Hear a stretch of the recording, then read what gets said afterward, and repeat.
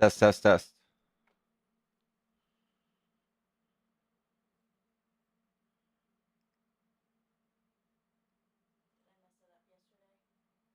No, we're good.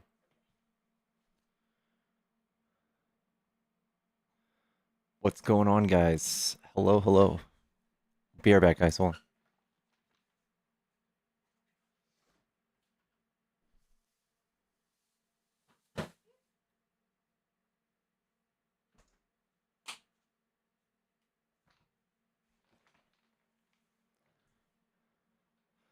Hello, y'alls. Hello, Marsha. No debate here. Yes, it is true. It is true, chat.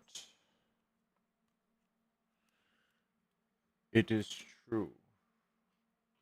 Trump blows big, fat, floppy donkey wieners. How's it going, y'alls? Oh my goodness.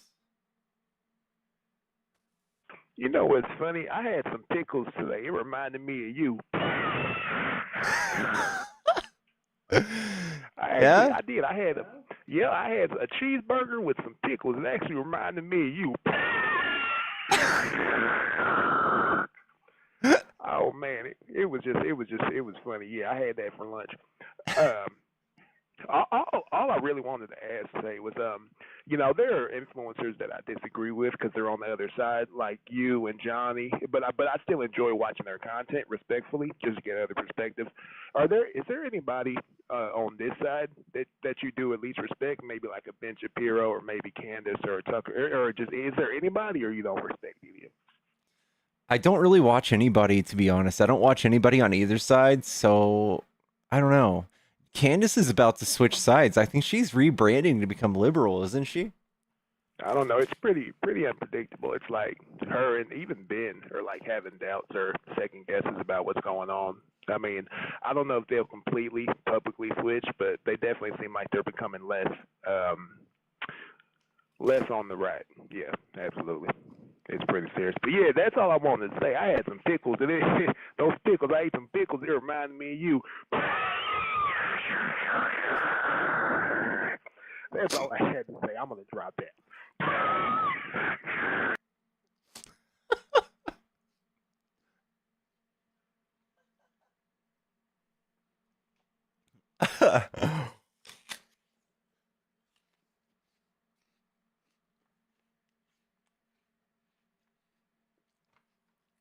Chat, tap the screen.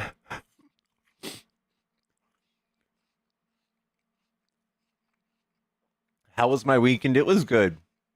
Yesterday, okay, so Friday I lied to you guys. And I said I was going to come back and stream. Totally didn't. Totally didn't. I ate too much, got real tired, got real lazy, and I was at a friend's house and I ended up laying down on the couch with the dogs and took a nap.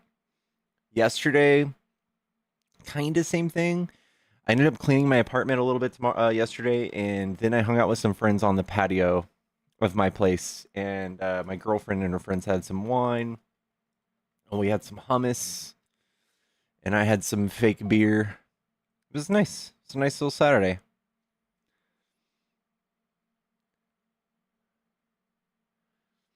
Typical man. Oh my gosh. Yeah, it's really nice outside. And my allergies are absolutely raging right now. They're absolutely raging.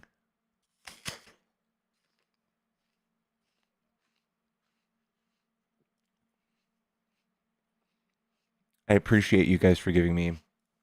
We got no Assassin's Creed. I know. I'm sorry, guys.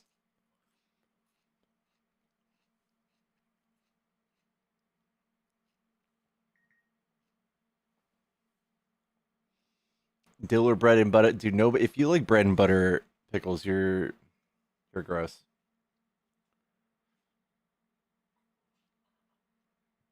Oh my gosh. No, not yet. I just got on. I need time to.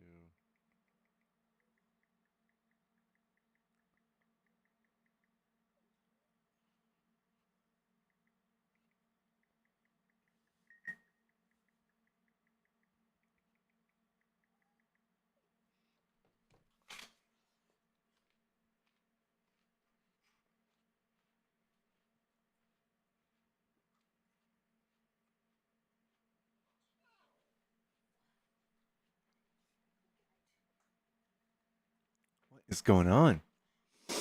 Do I claim my income? Yeah, I have to. Honestly, I think that there's no helping you. Kamala would have destroyed your country.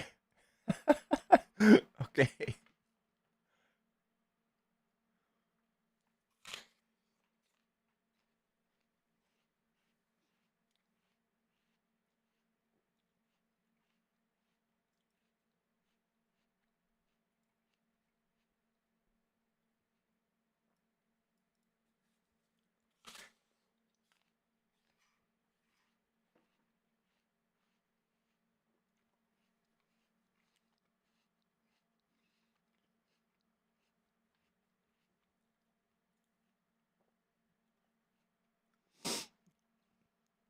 Paul, why don't you come up and tell me why Kamala, how she would have destroyed our country?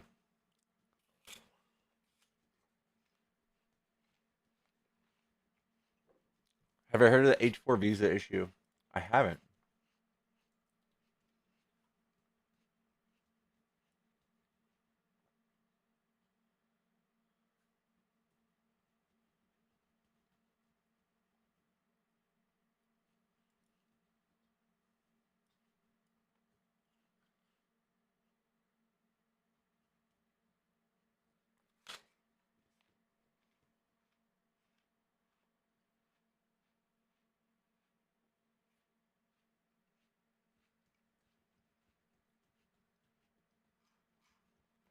Chat, let's get to 10K likes real quick. Let's get to 10K likes.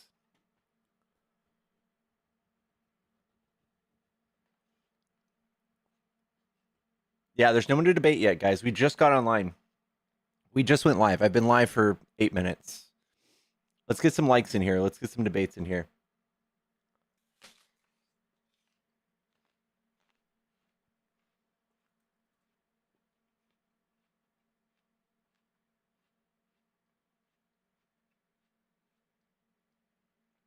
Excuse me while I down this apple, guys. Excuse me while I down the apple. What's up, Starscream?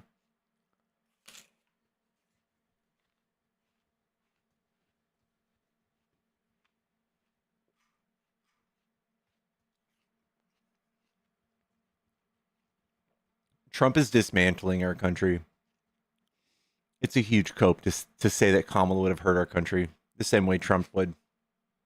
Trump's killing us, guys.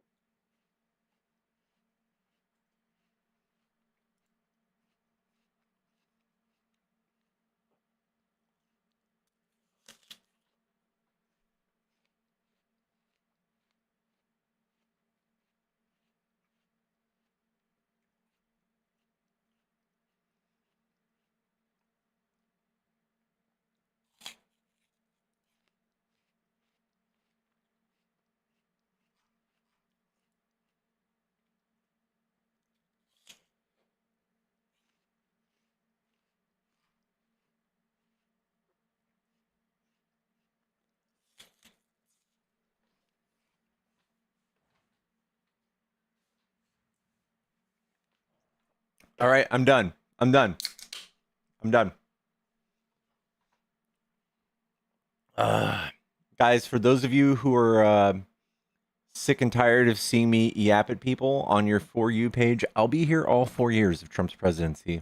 All 12. All 12, probably. I'm going to be right here, baby. Pointing out y'all's hypocrisy. Pointing out how Trump is making a fool out of us. Every day.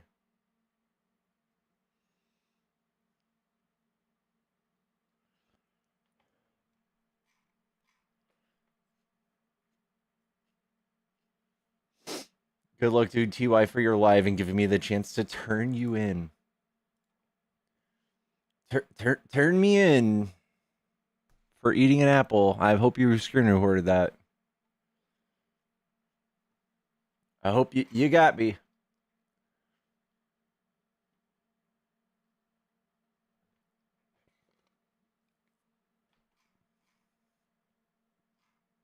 What's going on, guys? How's everybody else's weekend going? My Cash App ID? Oh no.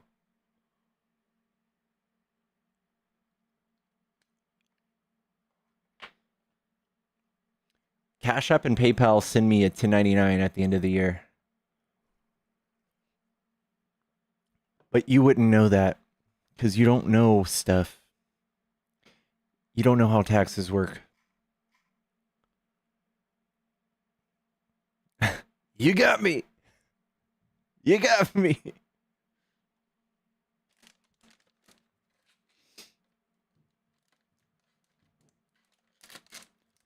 There are no tanks rolling in the streets, so I guess the weekend's going well, right? Yep.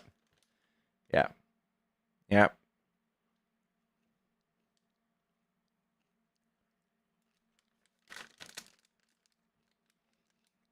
Thank you, White Boy Dance.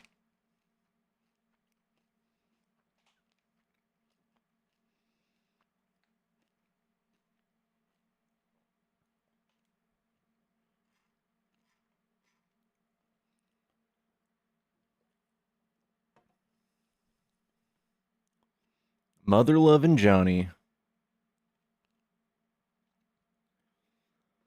Oh, Johnny. It's a beautiful weekend in Colorado. What's up, Hannah?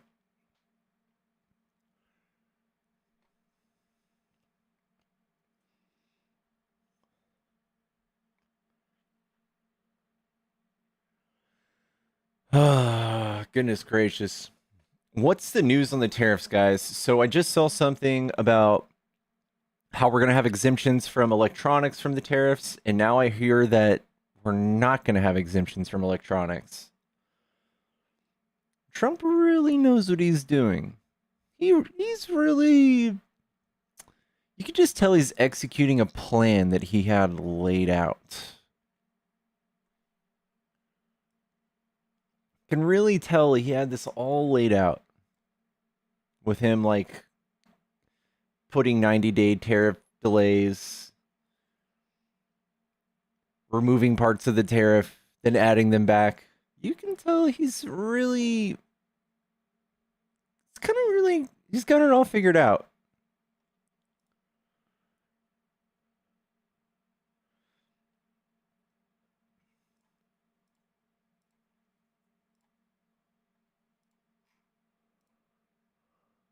He's playing 6D chess. Hello? Hey, how you doing? Doing good. Are you a Trump supporter? Yeah, All right. What do you like about Trump? everything. All right. You want to expand on that? Well, for example, you know, the Dem side is all panicked and complaining over tariffs, Uh-huh. but they sure weren't complaining when Pelosi and Schumer were talking about them, how we were getting 2% and China was getting about 33%, 40%. They weren't complaining at all. But now years later, Is that in the 90s or 80s? yeah, but what's the difference? Were they talking Nothing. about blanket tariffs or were they talking about targeted tariffs? Tariffs. The point is, it's just like when they complained about what I can cite you Trump. multiple Republicans saying things completely antithetical to what Trump is doing today. That's not really a gotcha, man. It's not really a Well, gotcha. how about this one? How about Biden letting over 2 million immigrants and came over getting Social Security numbers without even going through the court system yet? You gonna tell me that's not true? Sure, you're gonna have to prove that one. You They don't do your they didn't go through the research? court system and they got a Social Security number. Yeah, over 2 million. And the year before it was a little over 800,000. The year before that it was about 200 and some thousand. In the first year of it was about So it sounds like there's a legal process to get a Social Security number, and all of a sudden you're just gonna say it's not good, or what? no, I'm What saying are you you don't saying? give out You don't give out 2 million social security numbers to people that haven't even gone through the system yet. Well, Which do should do take you 6 know months how after people 3 years. attain a social security number as a migrant? No. Then what are you talking about? Do They you shouldn't have no get idea what one. you're talking about? They shouldn't get one before they've gone through the system. I don't think you even It know what you're shouldn't talking take about. 3 or 4 years. I don't think you know what you're talking about. Sure, I do. You just admitted you don't. What are you talking about? What's a way that somebody, a non-citizen, can get a social security number? Do you know? Yeah, by going through the court system and being told, okay, you're cool, you can stay here, and then getting a social security number. Okay, that's not the way. Oh, how does No. it work then? Usually, if you come here and your children, your children can receive a social just for the use of receiving, I believe, financial Okay, aid for like food. you have no children. Tell me how it works. How they get their social. Let's look it up. So you don't know either until you look it up. Yeah, you're the one up here making a claim.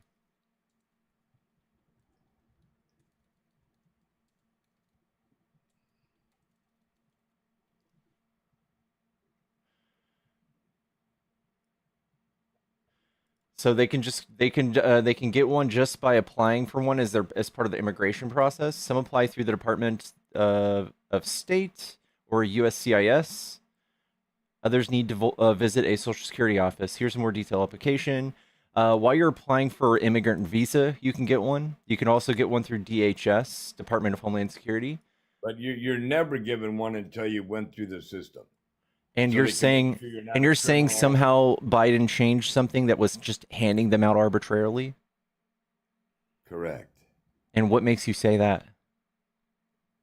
Because it's fact, and he wanted the votes. He thought by doing that it would work, but obviously it didn't. Okay, how can we see that he did that? Look it up. Are you going to refer me to an article? Yeah, I had it, but I would have to leave and come back so I could bring it back to you. So if you see me come back, let me back up.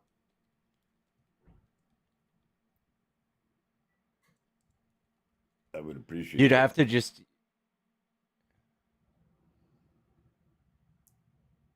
You would have to just find me I'm just going to shrink my screen. yeah, do that. Find me a thing. Okay. I would also like to see like a executive order or a law that he changed to do this.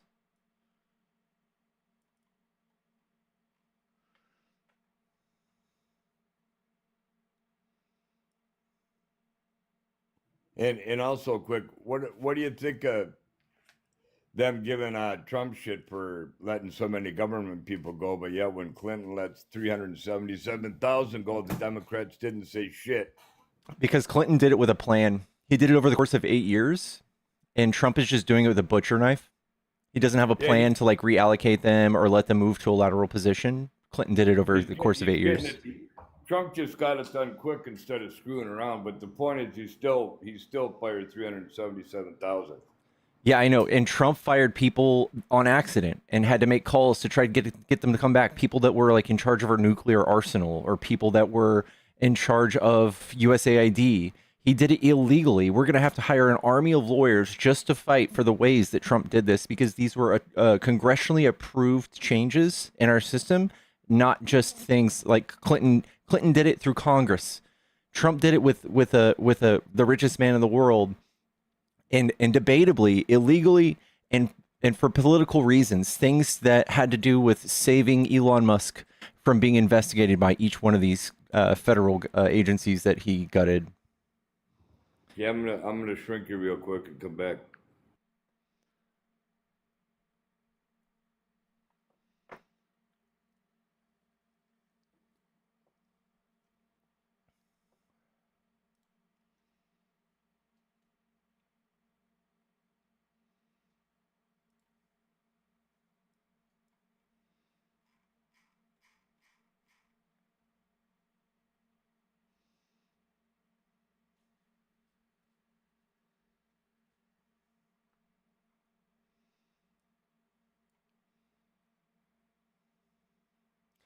So it's just the people that have temporary legal status.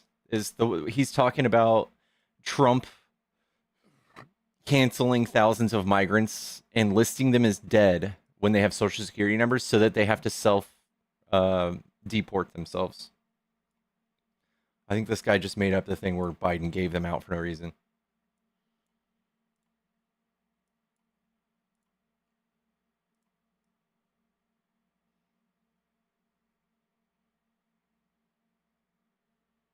He left. I was right.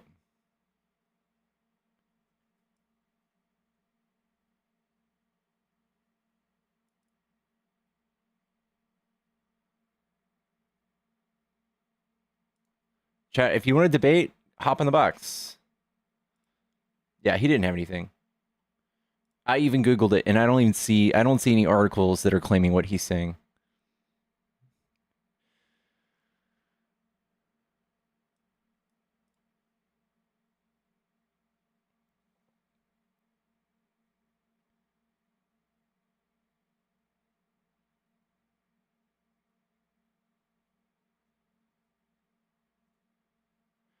Can I explain the H4 situation with you? Yeah, if we go another minute or two without MAGA, then yeah, sure. Chat, tap the screen though. Let's get to like 25K. It's kind of a slow beginning. And bruh 728, thank you so much for the auto renew subscription. I love you. True Social, and through ITINs, yeah, they paid a bajillion dollars. They paid $97 billion in federal, state, and local taxes in 2022, but they hate to hear it. They hate to hear it. They just hate it. They just can't stand it.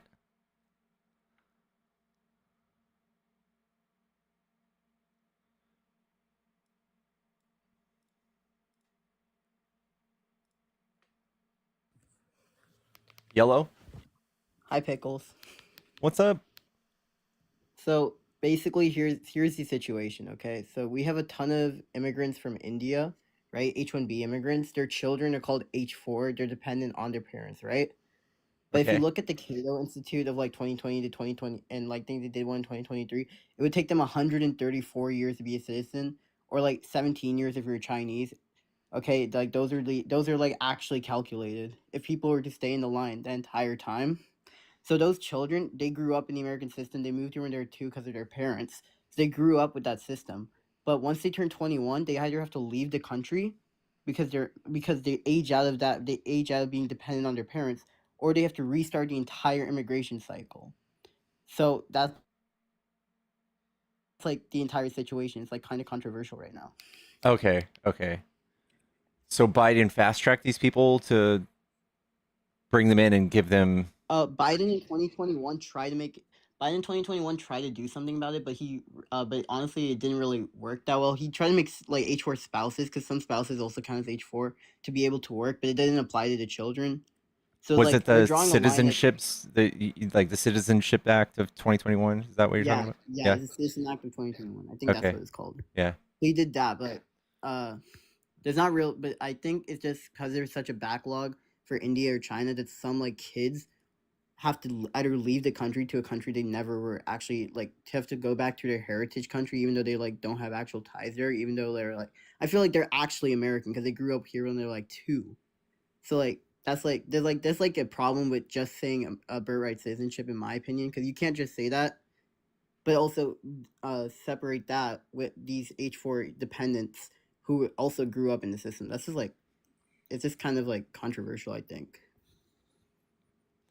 Agreed. Yeah. Did you read that the chief of the IRS resigned when he found out that Trump is going to use the Oh yeah, IRS information to track down migrants?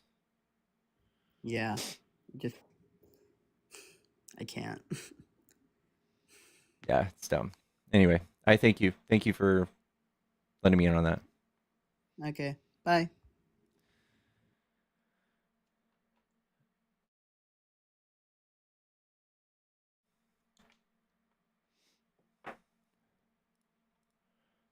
Chat, if you are a Trump supporter and you want to debate, hop in the box. If you're on YouTube, you're welcome to come over to TikTok and come into the requests, and I'll debate. Hello? Thank God, Pickles. I'm the one that threw you the Leon that one time. Oh, thank you. Yeah, no problem. Look, I know where we got the post. Unfortunately, I have an untrue social account, and I know exactly why they're saying they found 2.1 million. There was 200. They're claiming there was 2,200,000 people that got social security numbers in was it 2021? I believe they're saying, and then they came out and they said that they found 2.1 million that obtained social security numbers in 2024, and they claim that they found that, get this, by the fact that some of them voted. So it is a post on Untrue Social. Unfortunately, I had to take a look at it because I'm on Social Security disability. Is it something Trump posted? Yeah. Well, yes. Apparently some guy named Gracias and also Musk, because he's the one that said it. But this guy named Gracias is like, I went through it, I mapped it. I can't believe I'm literally remembering what is said. I can't believe it's real. Musk is right. How we found it is that we found people that voted, non-citizens, literally that voted, and I was like, Jesus. So I just thought I'd let you know that's where they're getting it. Okay. Thank you. My apologies for clicking it, but it was bothering the crap out of me that I couldn't say it. So You're fine. thank you for having me up. It was a pleasure to toss you that Leon that one day. Hey, Mods, thank you. thank you for not kicking me. Thank you for not kicking me. Pickles, if you could just let me down and I'll give you a little wee. Thank you. When you do it. All right, I got right. you. Bye. Wee.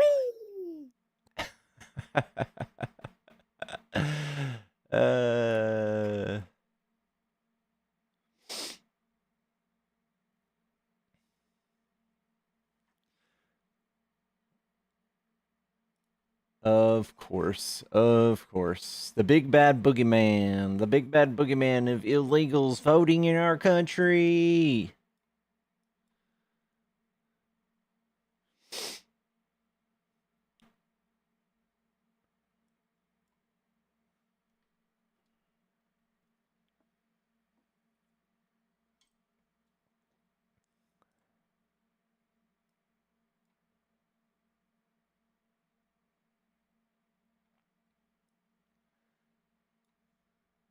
Where is the thing?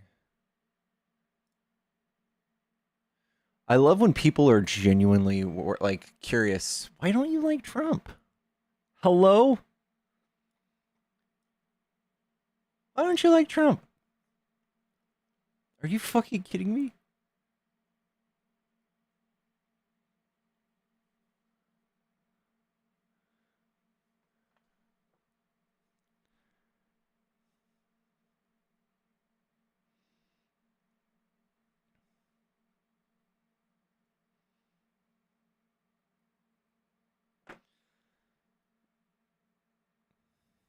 Did you guys hear about Josh Shapiro's house? They tried to set it aflame. I bet you they're gonna investigate that real hard. I bet Pam Bondi and Kash Patel are gonna investigate the heck out of that. False.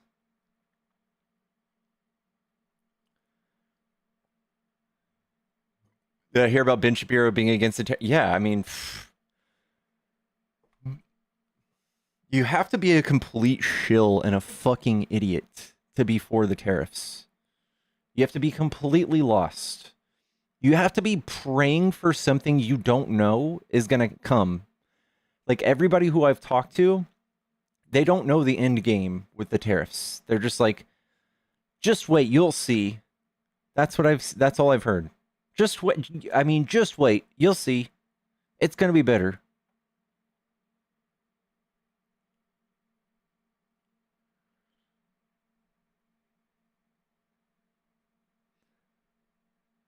Trump knows the art of the deal, and it's to make himself look like a fucking fool.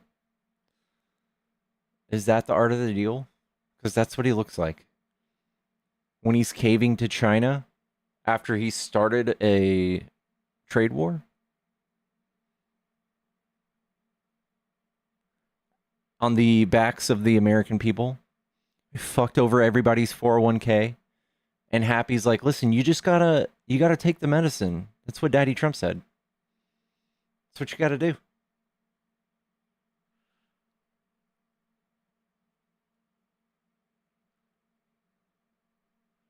You gotta take the medicine. That's what Daddy Trump said. Don't ask questions. That's for idiots.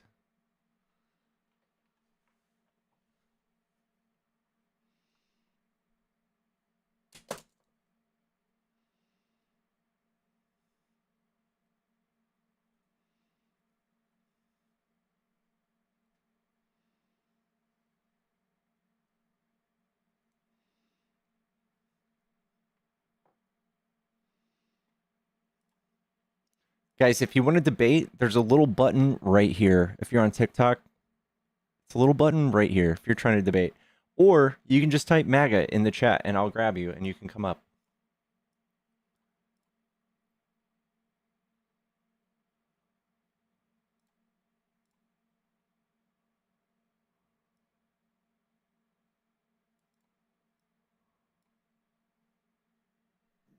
Yellow. Hey, Fran, what's going on? What's up? Are you a Trump supporter? Yes. All right. What do you like about Trump? I like I like how my bank account was in 2018 or sorry, 2016 to 2020. I don't like how my bank account was from 20 to 24. Can you And tell me a so thing I like that how it changed. I liked how it changed when we reelected him back up, in the green again. So that's what I like. do you ever pay attention to like the things that he did to make that stuff happen? Okay, let's talk about it. Absolutely, yes. I'm very engaged with. Okay, so what do you think he did to make your bank account go up? Yeah, went for this year. Sure. Yeah, so that it was just investor confidence. We're at an all-time we are low on consumer confidence and investor confidence. Okay, so if you look at the market from prior to Trump's election on November the 2nd, I think it's important to see, the run up and then the run up right after he got elected. Why do you think we did that? I don't know. Why? What did he do? We because investors had confidence that Trump was going to lower taxes for our corporations, and which will put more money back into their pockets, right? Which hopefully can put money back into a lot of employees' pockets, and you're going to see probably much more higher, corporate growth. So therefore, people were, flooding to the market on that. I can almost assure you investor confidence is down right now because of what he's doing. So you think a Dow at 40,000 and a S&P at 5,300, which I think it ended around 5,300. I think the win as low as 5,100 last week. You think that's not, people aren't still confident with that? Because do you remember back in 2020 where that was? We were at a Dow 25,000. Okay, but Trump was in office in 2020. No, understand, but we look what it did under Biden for the next 2 years. I think we got as high as like maybe 35. That was from COVID, right? The pandemic. No, I'm talking. So you start to look at 2022, 2023. Look at the market then. I mean, it was when we 2022. 2022 is when abysmal. 2022 is when we had the highest rate of inflation, 9%. Correct. That's why. I mean, we also had, our president in there that, wasn't helping with that inflation at the time either. So, well, he passed the Inflation Reduction Act, and he did a lot of things to create jobs too. Okay, and so did we see the reflection in wealth? And personally, I didn't. And if I just take my experience and my experience alone over with Biden as our president and me doing the same type of activity I would normally be doing, my growth was about 3% a year. Under Trump, when we were there, my growth in my portfolio was in the 20s to 30%. So there was just a big difference between having him in office and the thoughts and the ability to, or at least people's perceived ability that we're going to do better. Yeah, It helped in the long run. Nobody right now wants to invest in anything, and you're kind of stupid if you do right now, because you have no idea what he's going to be doing to the market with tariffs. You have no idea. You're lying if you. I was buying all last week. Okay, you're lying if you think you know what he's going to be doing, right? So like, you said nobody was buying, and I said yes, people are. I mean, okay. Did you see the day we went up 3,000 points in one day? Yeah, when he reversed, we went back down 1,000 points. When he reversed, that means it's a net 2,000 up. Meaning he reversed his own policy, and the stock market went up that time. Yeah, I mean, however you want to say it, And so reality, when he takes his hand out of for a trader, when he stops fucking with the economy using the one thing he knows how to use, tariffs, the economy does better. So, and what's interesting to me is when I came into this, you were talking, and I'll get back to whatever that question is. But you're talking about people's 401ks. Man, we're talking blips in time. You understand how a balance sheet works, right? It's a snapshot of that day. And so when a market goes down for one day, that's just a snapshot for that day. Guess what? If it's Monday and it goes down 1,000 points, what you see, it can go right back up 3,000 points on Tuesday. So judging it based upon what happened in one day and we're 1 still week, we're still 4,000 way to be able to look at it. Look at it from the long term. We're still 4,000 points down, right? 4,000 points down from what? From the high of 45,000, 47. Yeah. I believe the high was 46,000. Okay, and we're 5,000 or 6,000 points down. But if you realize Trump took it to the 46,000, so they No, were he just didn't. giving back some of those profits. That's a very silly way to. I'm glad you are. That's anecdotal though. We're looking at the whole market. No, I'm just it's so. But again, when we talk about why we support things, and I can only tell you from experience, I felt I was better off. So you don't really have anything to share with me besides the fact when Orange Man is present. I have lots I can share with you. I mean, hold on, let's take turns talking. Okay. You're just saying when Orange Man's present, your stocks go up, and when he's down, this sounds almost superstitious, and it sounds like you're just attributing him giving huge tax breaks to very rich people, the best way to benefit your stock portfolio. But look at the rest of the country. Look how we're all negatively affected. The middle class and the lower class, they do not enjoy the same things that you do. So I was more negatively affected, meaning I had less free cash flow under the Biden administration. Because of the pandemic, from environmental factors. It was all 4 years, Can you tell me what Biden did to negatively impact you, like a thing he did? Yeah, he raised, he caused the inflation crisis to happen. So how did he do that? Through his policies. Which policy? Obviously, Trump also contributed to that, right? With sending out our stimulus checks, and so just creating more cash flow into the market, right? So that's really, I would definitely blame the pandemic. So are you saying that printing money makes the inflation go up? Yeah, I mean, does it not? It does. Is that what you mainly attribute to the inflation? Well, absolutely. And so Biden, okay, really, so what? I mean, yes, he had his. What if I told you that Trump printed 5 trillion and Biden printed 1.5 trillion? I mean, you don't need to print any extra money after it's been printed. It can still be distributed.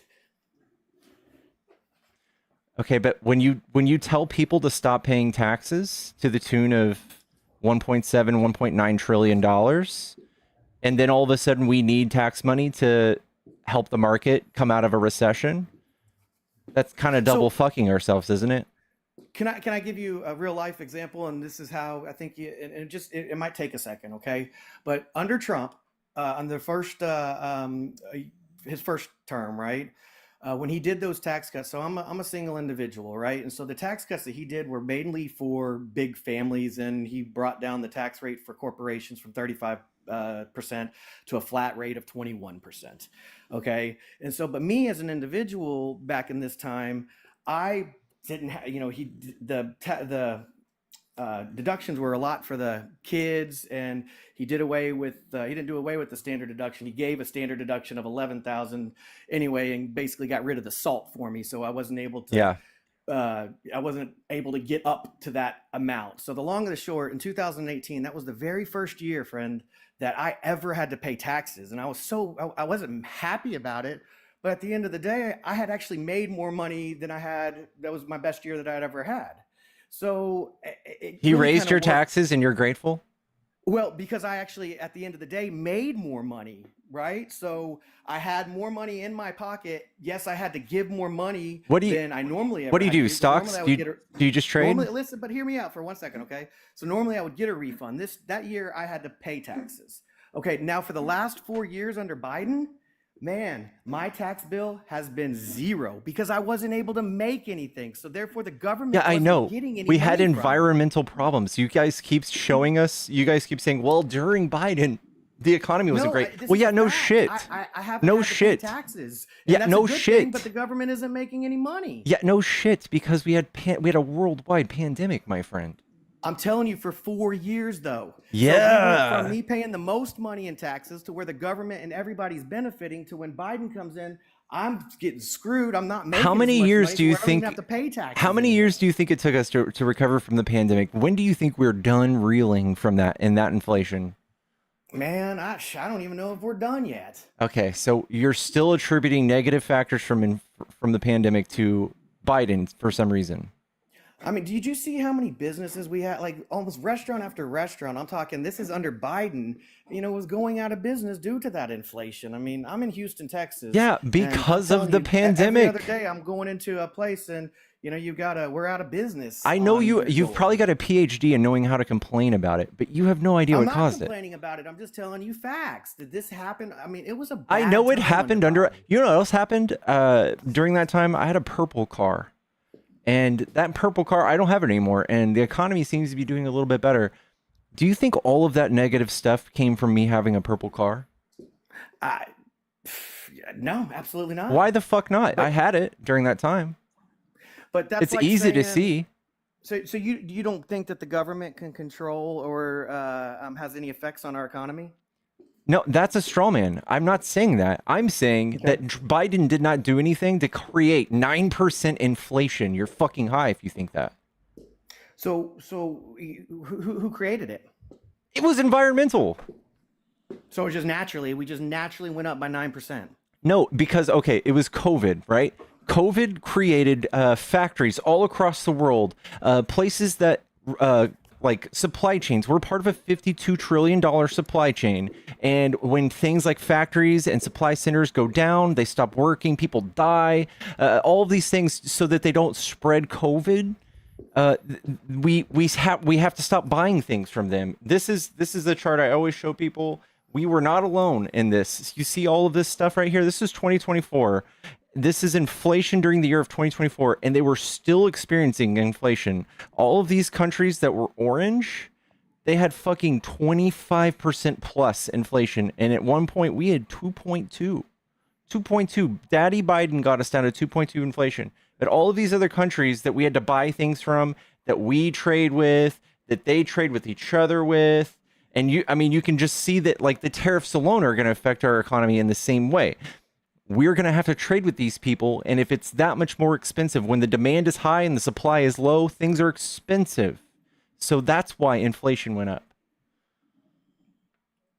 So let's talk about like present day right now, right? So I mean, I know you're concerned about the tariffs and what Trump moving back and forth with it, but I guess my question to you is at the end of the day, we went through 4 years of Trump, and our economy wasn't bad, and anybody who wants to argue that it was, I mean, I know you keep doing this thing where you're like, hear me out. before So what I'm trying to say is, COVID. why are you scared of these next 4 years? He didn't make himself a king in the first 4 years.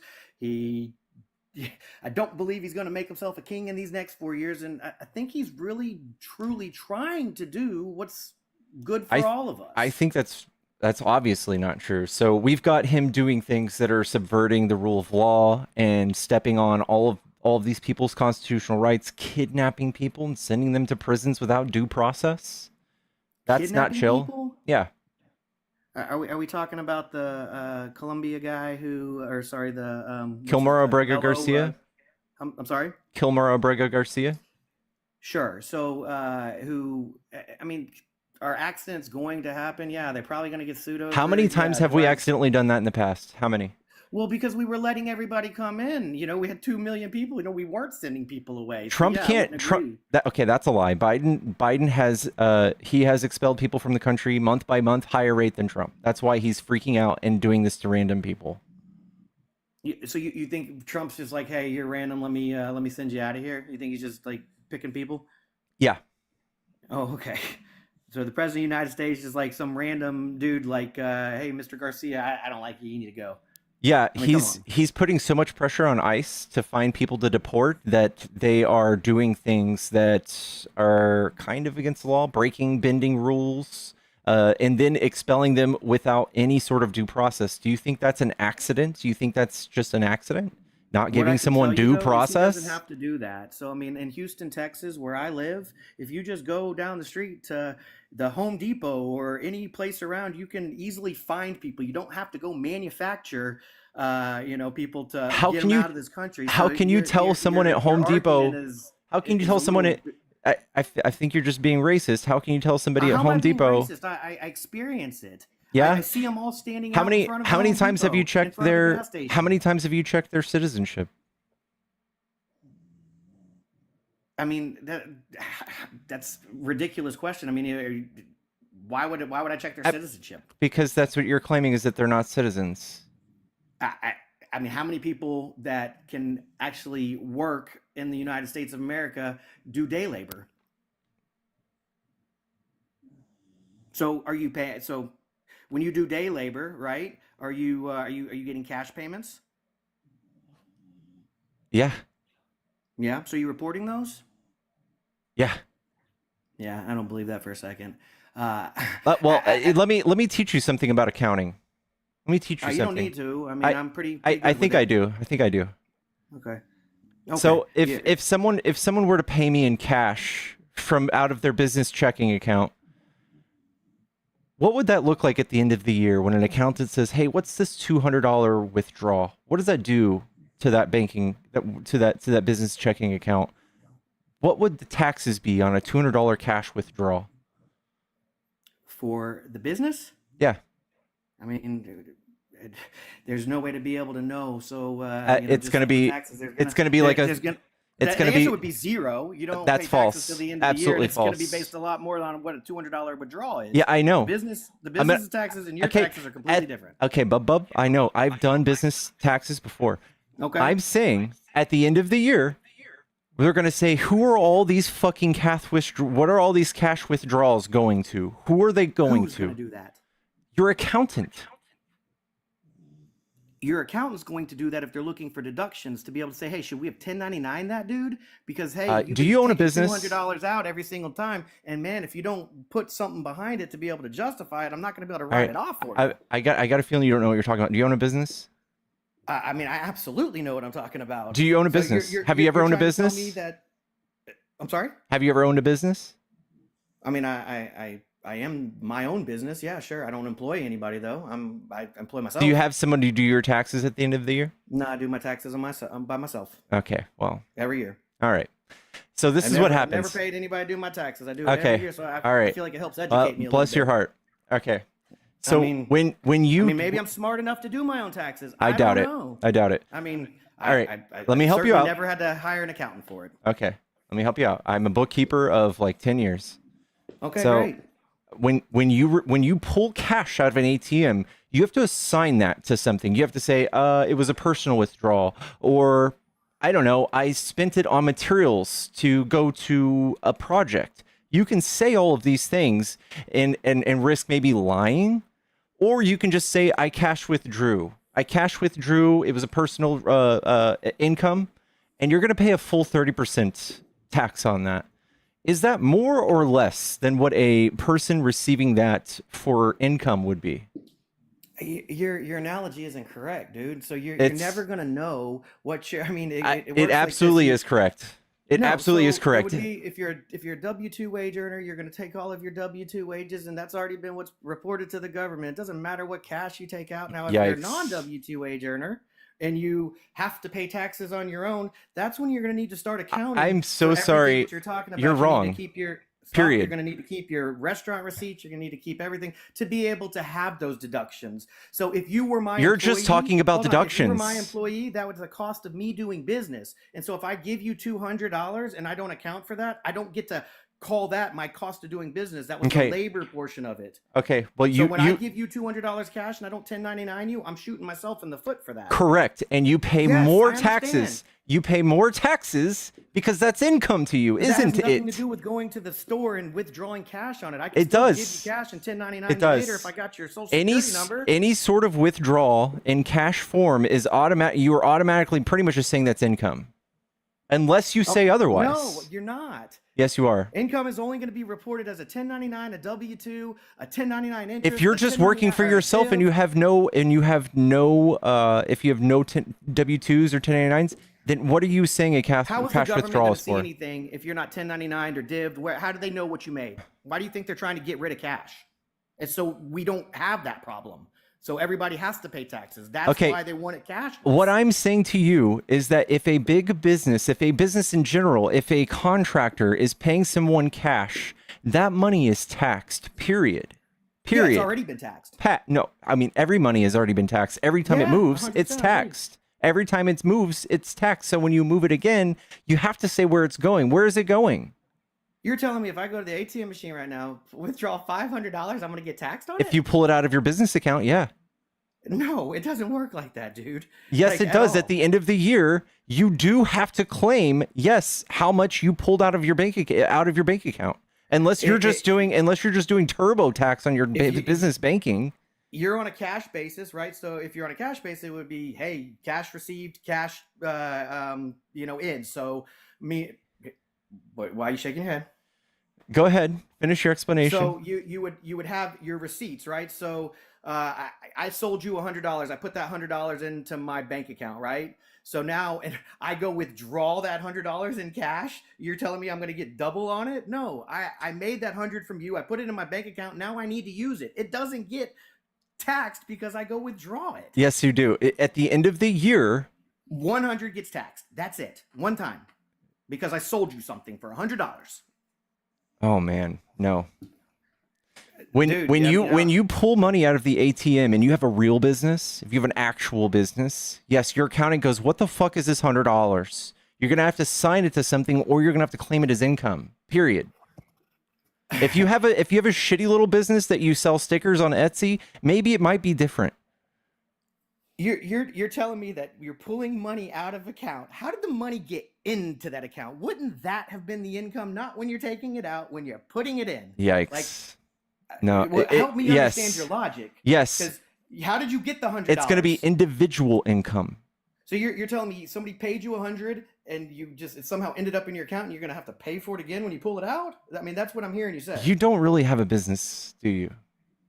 Buddy, okay. So if you want my resume, I started in the banking industry in 1996. And I worked in the banking industry until 2000. I worked for JP Morgan Chase. I worked for Wells Fargo. I worked for Regions. And I worked for Zion. Did you mop floors? What did you do there? And hold on. Let me stop you for a second. I was in the commercial bank. I was in business banking. I was in business lending. I was lending over $10 million to companies. That was my limit. So don't talk to me about. So you're in understanding finance what and you don't businesses know are. This is anything what to I do. did for a You don't living. know how taxes work. Just because you know how to fucking. absolutely know how taxes. No, you don't. Do you realize I would spread them? I would go in and I would take it. I would look at the SG&A. I would look at That's everything not. and be That's able not to- owning a business either.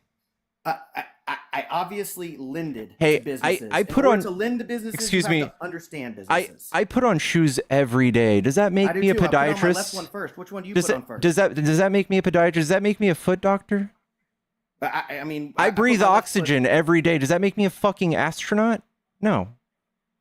But when I work with businesses every day, that makes me a trusted advisor. I work with in- businesses every day too. and Technically, their financials to be able to decide, hey, what is your net income? What is your revenue? What is helping you grow? Let me write this out. yeah, I know. You don't know how taxes work. How are you going to tell me I actually have credibility here and I understand? No, you that don't. You're trying. Okay, How old are you? 36. Okay, I'm 45. Okay, and tell me what is your background? What are your businesses? I've ran multi-million-dollar construction businesses, about 3 different ones, one of them being my own. I've also worked in IT. I used to put together huge dedicated servers for people who are launching apps for large corporations. I also just got out of, I've been for 5 or 6 years. I was a pro gamer, and I was pretty much just an influencer for the last 5 or 6 years.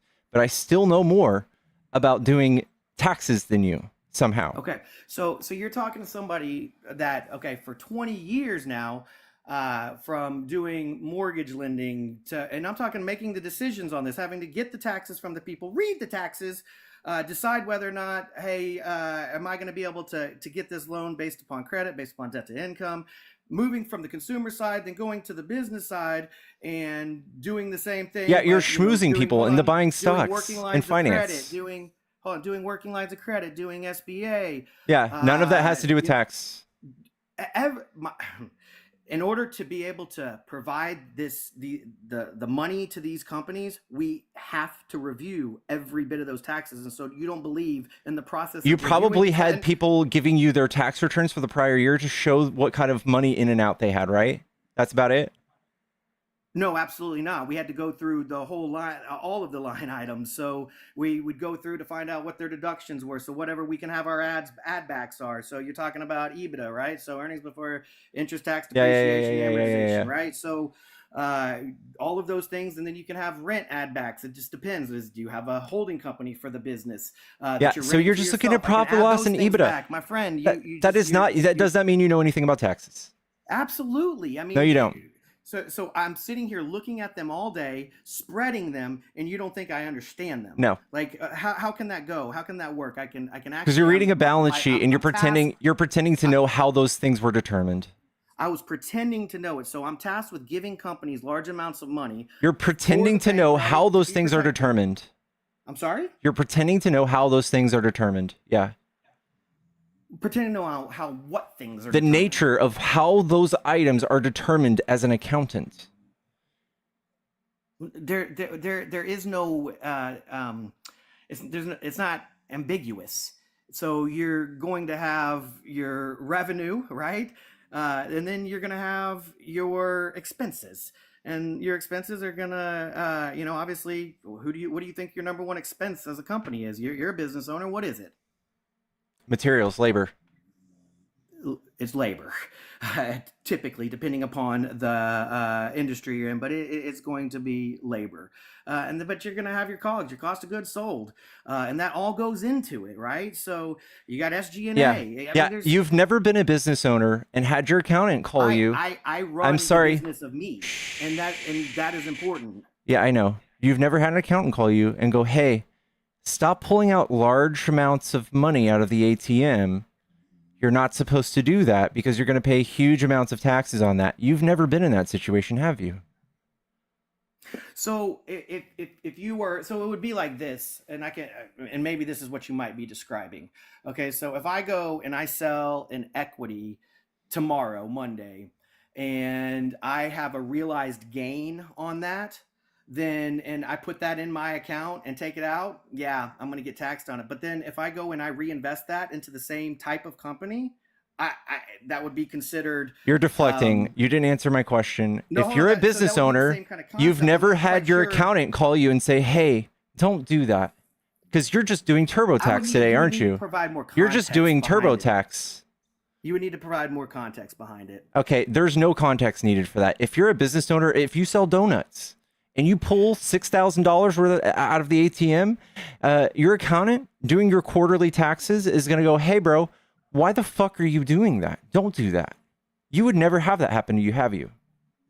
No, I don't have to have that happen. Okay, because my accounting is pretty simple. So your philosophy about how day laborers subvert the tax system is fucking silly. And that's what I'm illustrating to you. It is very silly. It is very silly. So look, me as a homeowner, if I go and grab a day laborer, I'm not. So you're focusing on the businesses, which is highly illegal for a business to do that, right? So me as a homeowner, if I needed a fence or I needed something going on in my house, I can grab cash out of my bank account because you said, hey, Of course you can. yeah. So where's that getting taxed at? You're 'Cause I'm just already an that's individual. under you've already paid taxes on the income that you have in your bank account as an individual. But when you're a business, if you're an S corp or something of the sorts, you don't get taxed until you pay yourself, do you? No.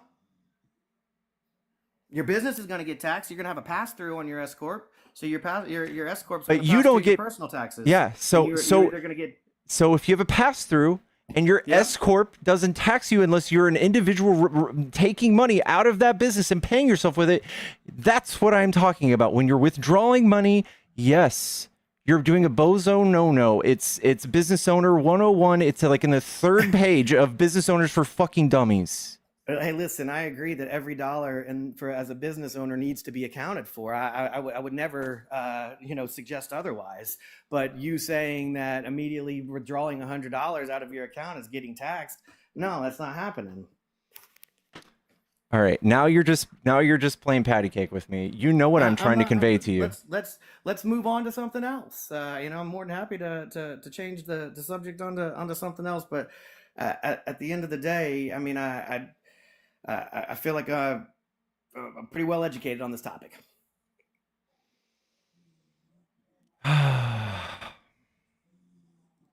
Okay, so all you can say to kind of go back to what we were beginning to say, or what we were talking about with the economy, is all you can say is during Joe Biden, the economy was bad. And I say it's because of the pandemic, obviously. We are still reeling from the pandemic somewhat. Supply chains were hurt. It wasn't Biden's fault that we had 9% inflation. All you could say is, well, Biden was there, therefore he did it. And I'm saying that's stupid. And then you're just saying Trump's magical presence, kind of like Kim Jong-un, doesn't shit or pee or poop.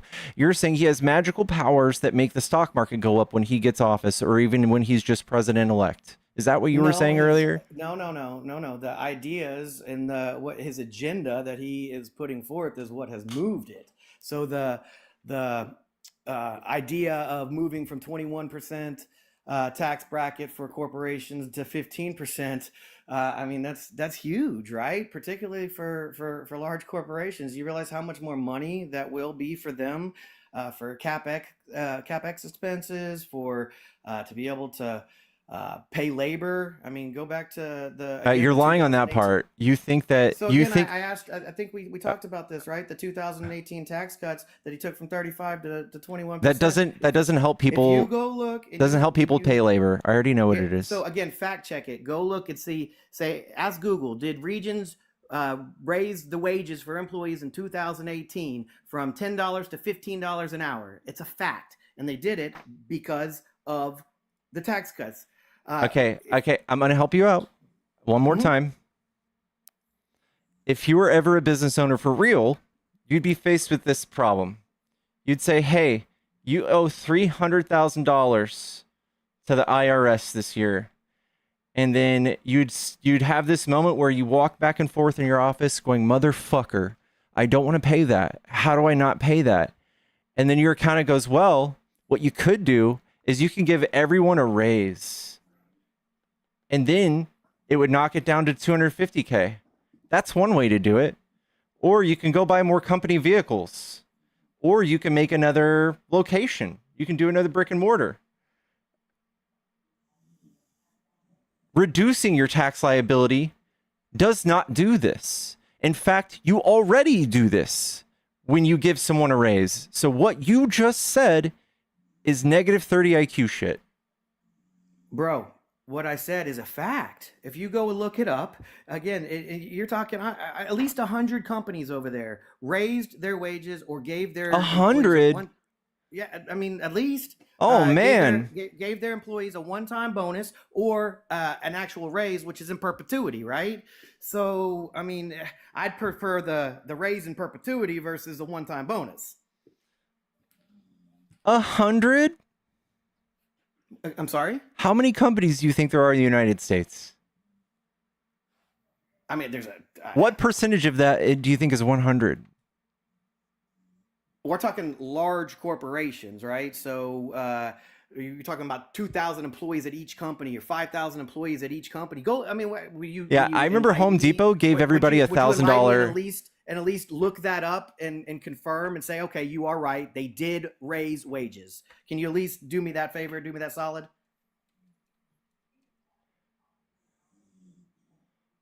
And no, it wasn't for CEOs. It that money didn't go to them. The way it worked on when they increased wages, when they did that tax cut, it was if you made over a certain dollar amount, you weren't eligible. This is for AI that. They only overview. moved it to like lower income brackets. While some for people companies to do it. announced wage increases or bonuses following a TCJA, like Home Depot with $1,000 bonus once.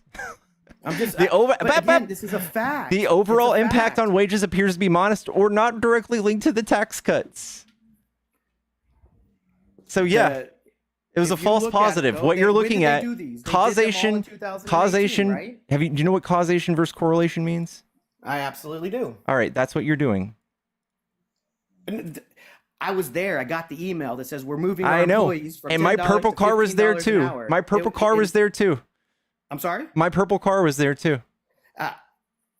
They said based on the tax cuts and the excess money that we have. So this wasn't causation correlation. This was actual causation, right? So because Trump did this, we are doing this. That is a fact. Look it up. It says that. I just Morgan did. Chase did the same. Okay, several companies Wells announced Fargo. several Wells Fargo companies did the same.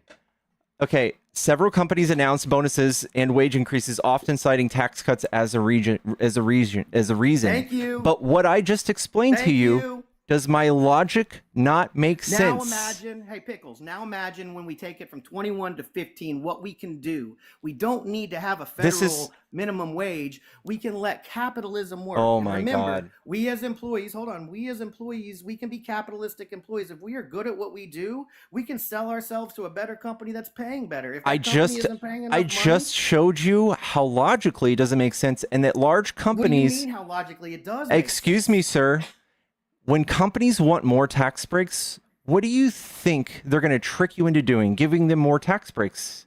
They're going to tell you, this is what we did because of your tax breaks. But when I just told you the reasoning and the logic behind how that doesn't make any sense, you still go and you're just like, listen, but Wells Fargo said this. Well, that's fucking dumb. Because what they're doing is they're training you to give them more tax cuts. No, they did it. It wasn't they said it, they did it. They said it was because of the tax cuts. And what happens when you move your wages like that, they never go back, right? And so everybody moving forward is going to be at least in the minimum of $15 an hour, whereas before it was $10. What do you say to the thing, to the little thing called trickle down economics? Do you think that's a real thing? Obviously, it's a real thing. It started with Reagan. I mean, was it effective for the first little while? Yeah, I think it was effective. No, we have 50 Reagan, years of Reagan data. didn't have trickle-down economics. We have 50 years of data to show that trickle down does not work. Okay, so you believe over the last, let's just call it 30 years, 40 years, what we're doing is working with the debt that we have out there? Do you think what we're doing right now is working prior to Trump coming in? I think that the debt is a result. I think the debt is a result of Trump and Trump-like legislation. So our debt is all Trump's fault for the 4 years that he was there. Nobody prior.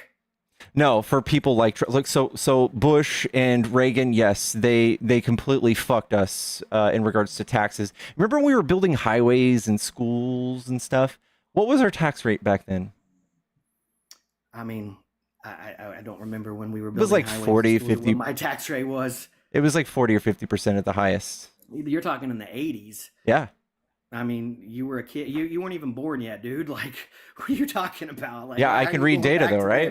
I can read data though, right? I was born in 79, and so I can't tell you what was happening in 1984, 1985. I mean, I was there, but it wasn't like I was smart enough to understand it at the time.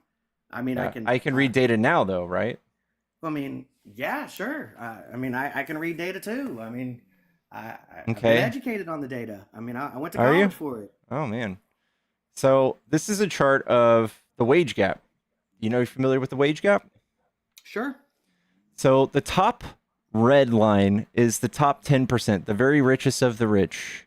And here's the bottom 90%, me and everyone else in chat.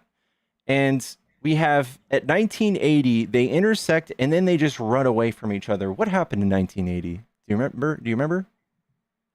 I got to stop you for a second, man. How are you going to tell me in this sentence that you ran multi-million-dollar businesses and yet you are, and the rest of the chat are down over there? Like, I kind of have a problem with that. Does that mean you're just not a good business owner? Sure.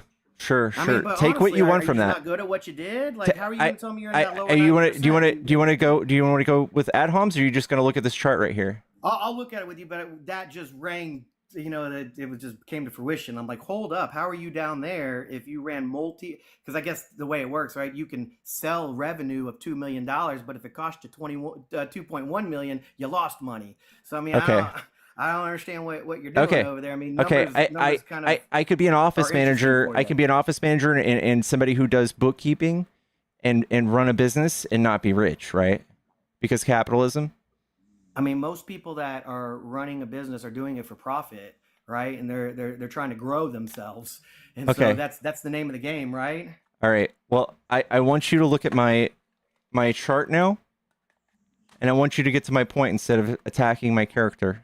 That wasn't an attack on your character. I just didn't understand how you could be so low and then in the same sentence tell me you're running multi-million-dollar businesses. I feel I'm like that's so a fair, sorry this is fair happening question. to you. I'm so sorry this is happening to you, but it turns out I know more about all of these things than you somehow still. I think that's an indicator that I What did. evidence have you given to prove that? Like I just given you multiple instances where you don't know how taxes work and that you go around and saying that you worked for a bunch of banks as a commercial banker. Let's break that down. Explain to me what I don't know how taxes work, and I'm going to stop. And When I told you about how people have to pay themselves through a pass-through entity and cash withdrawals and commingling money, you have no idea why withdrawing cash from your business is not a weird thing for an accountant to see. You have no idea how that's a thing. I do have an idea of how it's a thing. Okay. Withdrawing cash, I agree with you. You need to label it. Is this petty cash? Got it. Got it. So now you understand how that's problematic. I've understood it the whole time, but the way you were phrasing it is, I mean, it didn't make a whole lot of sense. Okay. But I certainly understand that we need, and I've stipulated that we need to account for every single dollar and where it goes to. And that's going to help at the end of the day, right? With our deductions. And then you just brought up how if you pull money out of your account as a homeowner and you want to build a fence, why isn't that the same? You act completely like you have no idea what was going on. You were trying to explain. You were clueless. They're going to get taxed on it because they're going to follow the money. And I'm saying, me as a homeowner, they wouldn't be able to follow that money. Oh my God! But we were talking about owning businesses. But you keep switching it off. I'm trying to make sure that you're understanding that I understand that the business side of it. I'm starting to doubt you. I'm starting to doubt you're talking and telling me the truth about how your business, how you know how businesses work. I'm starting to doubt you do. Okay, and why would that be? Because you don't understand, like everything that I've just told you, especially drawing this for you, you still go back and like, well, I read an email that Wells Fargo said that they're giving everyone a raise. They did. That's a fact. I know. And they straight up said because of the Trump cuts. I know. If somebody says that, you're just not going to believe them? What would be their incentive to say that? Gee, I don't know. Maybe more tax cuts. Maybe more tax cuts. They didn't have to do it. They're pretty much telling you guys, look, when you give us tax cuts, you get a raise. They're training you. You're like a doggy that took a treat. Again, this was only for like teller staff. This was for front line. If you read, yeah, for okay, all right. It was a private email. Staff. Got it. Okay. What's that? All right. You don't have to have the email. You can go in. It's knowledge. Okay, I know what I think. You just saw that I opened Pandora's box with the wealth gap, and I want you to address what I brought up on the screen instead of discussing who's qualified to have this conversation or not. I want you to just listen to my words. Do you see what happened in 1980? Tell me. You got a bunch of people talking here, so meaning I can't really see the numbers. Like, can you move it up? Like, I guess more closer to your face to get away from the. What happened in 1980? On this graph right here, it looks like we're flat. We're the 80s at the bottom, right? The two numbers run away from each other when they cross the 80 marker, right? Correct. One of the what happened in our government in 1980? Say it again. What happened to tax rates in 1980? We cut them. Huh. Does it look like they were paying their employees more or less when those things were cut? Again, you're going to 1980. I'm showing you in 2018, we did pay more. I mean, you're okay, but the overwhelming the aggregate data shows that's not really true. They're just lying to you guys. Why don't you put that graph over from 2010 to today? I mean, can you do that? And let's look at what it did and see what happened. Oh my God.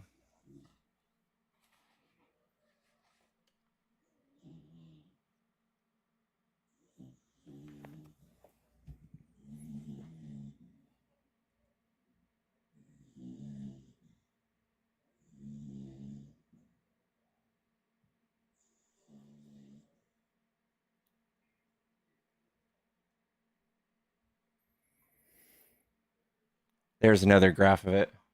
United States debt's 2014 percentage of GDP. It also fucked up our debt. Oh my God. Oh, you guys are so. Oh my God.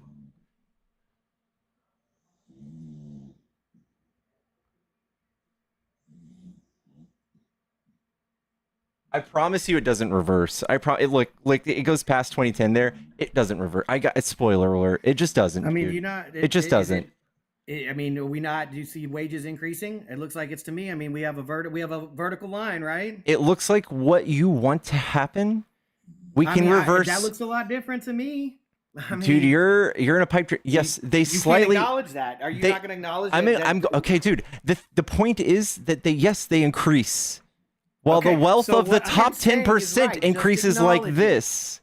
You are seriously out of your mind. What I'm illustrating to you is that the top 10% are the ones who want these and benefit from these tax breaks, not the bottom. And you're like, well, they got this much. Well, dude, we used to be neck and neck. We used to be fucking neck and neck. What don't you get about this? As long as I'm doing a little bit better, I'm cool with it. Let's all start to get on that page and quit, focus on what you don't have and being jealous of the top 10%. Yes, I want to be Elon Musk. Yes, I want to be Jeff Bezos. I wish I could be those guys, but I'm not going to sit there and be envious over them and hate on them. I think they do good for hiring. I'm not mad. I'm not mad at them. I'm mad that they're trying to. They're basically, they have every reason to lie to you and tell you, hey, these are good things for you. When they go and they just take that money and they do stock buybacks and they even lay people off and don't give people raises, that's because you're gullible and you believe little tiny emails from Wells Fargo when they say that the tax breaks allowed them to do wage increases. That's a dumb thing to think. If you're anybody who's touched an accounting software, you know that's fucking dumb and that's not true. Well, all I can tell you is these corporations that you're talking about that you hate enabled me to be able to retire at the age of 40 and, live a good life. And yeah, I was a W-2 employee. And, at the end of the day, yes, did they make a ton of money? Absolutely. Did I help them make a ton of money? Absolutely. But I'm not mad about what they paid me. And I don't think I'm talking about the well-being of the United States and everybody in it and the wealth gap. And you're just like, well, I did okay, so let's not change anything. That's kind of dumb, isn't it?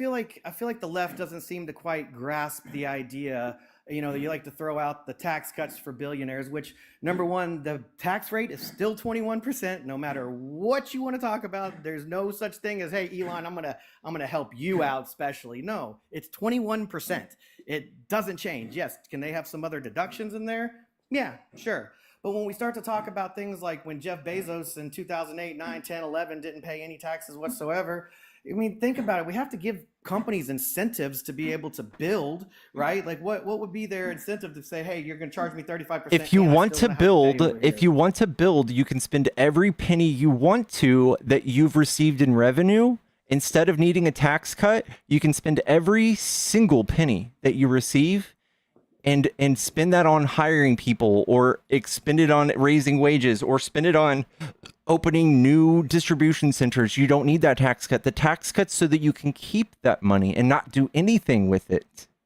Let me ask you this question: Why do you think Trump says you can either I'll either tariff you or you can come here and build here? Why do you think he wants them to come here and build here?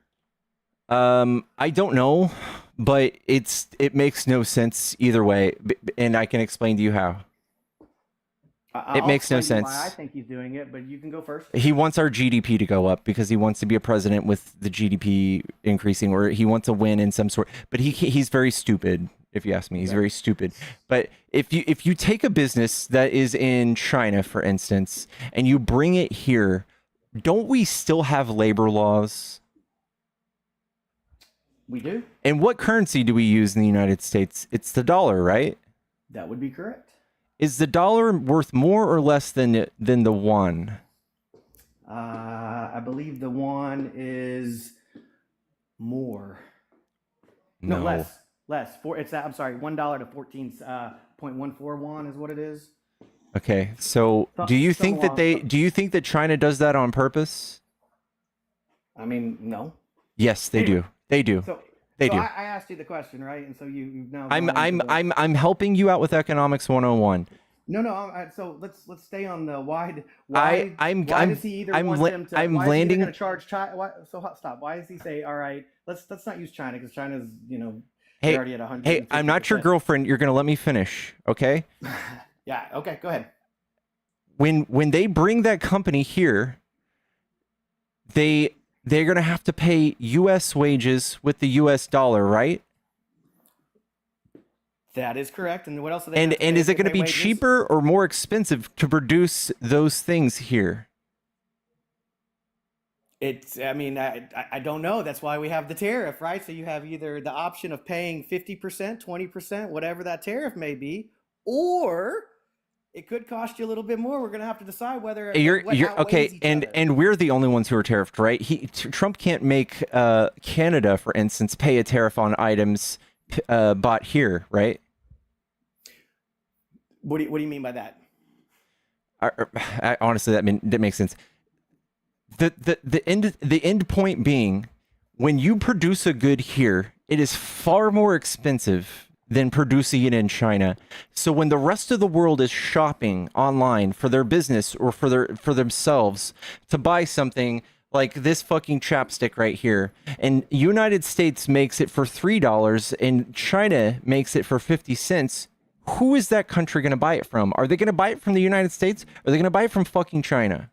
I don't know. It depends upon what the tariff is. False. That's going to change the price of it now, isn't it? No. And China's going to remain the same price. I know, but I'm talking about where the rest of the world buys it, not United States. It depends upon what their negotiations are with it. It's probably going to cost them to go to okay. Singapore. Well, I promise you, if they're not as dumb as Trump, they're not going to tariff China. They're going to be buying it from China.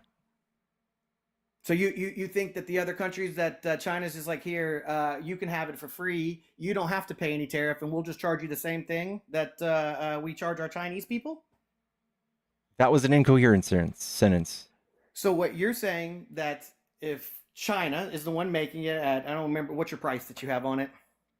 $1. $1. And who's buying it? New Zealand. New Zealand. So China is not going to China's going to sell New Zealand their product for free. It's going to remain $1. So it's free trade with New Zealand. Yeah. Yeah, I mean, I love that idea, but I don't think New Zealand would ever do that, right? Because at the end of the day, that's what the tariffs are all about, is ensuring that we have equal New Zealand is not right? planning on making chapstick. anytime soon. They don't give a flying fuck about, just like we don't. And just like nobody should, 99% of the things that Trump has tariffed, 99% of the things that Trump has tariffed, nobody has any plans whatsoever in producing those things here. So you realize that chapstick that's $1 has got to get to New Zealand, which is going to cost us some money, right? So it can't just be the same price. I promise you, it still makes more sense. We're only 13% of China's market. That means the rest of the world buys a lot of stuff from China. So Trump's master plan to produce things here, nobody's going to buy that shit. Nobody will buy that shit from us because it's going to be more expensive. Here's the deal, though, is in concept, though, what I believe he is looking to do, right? It says, okay, New Zealand, you have two options here. I'm going to charge you a 25% tariff to be able to sell any of our products, your New Zealand products in the United States of America, right? Or New Zealand, what you can do is you can come over here and build a plant and manufacture. I know, it here. and you Hold can on. manufacture things that are too expensive for the rest of the world to buy. Hear me Boom, out. Let me done. finish, Seriously. okay? How do you not So- see this? So okay, so let's use this and say, okay, New Zealand, you're going to be charged a 50% tariff to be able to sell your products. Are you still there? Yeah.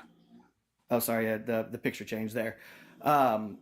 New Zealand, you're going to be charged 50% to sell it over here. Or New Zealand, what you can do is come over into the United States and you can make that product here.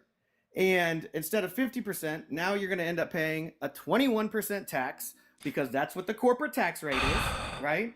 Hold on. Now we're also going to be hiring United States employees, which guess what? They're going to be taxed. So we're going to be able to produce that revenue, which would be that same 50% that New Zealand would have, but most likely be able to produce it at a cheaper cost over here.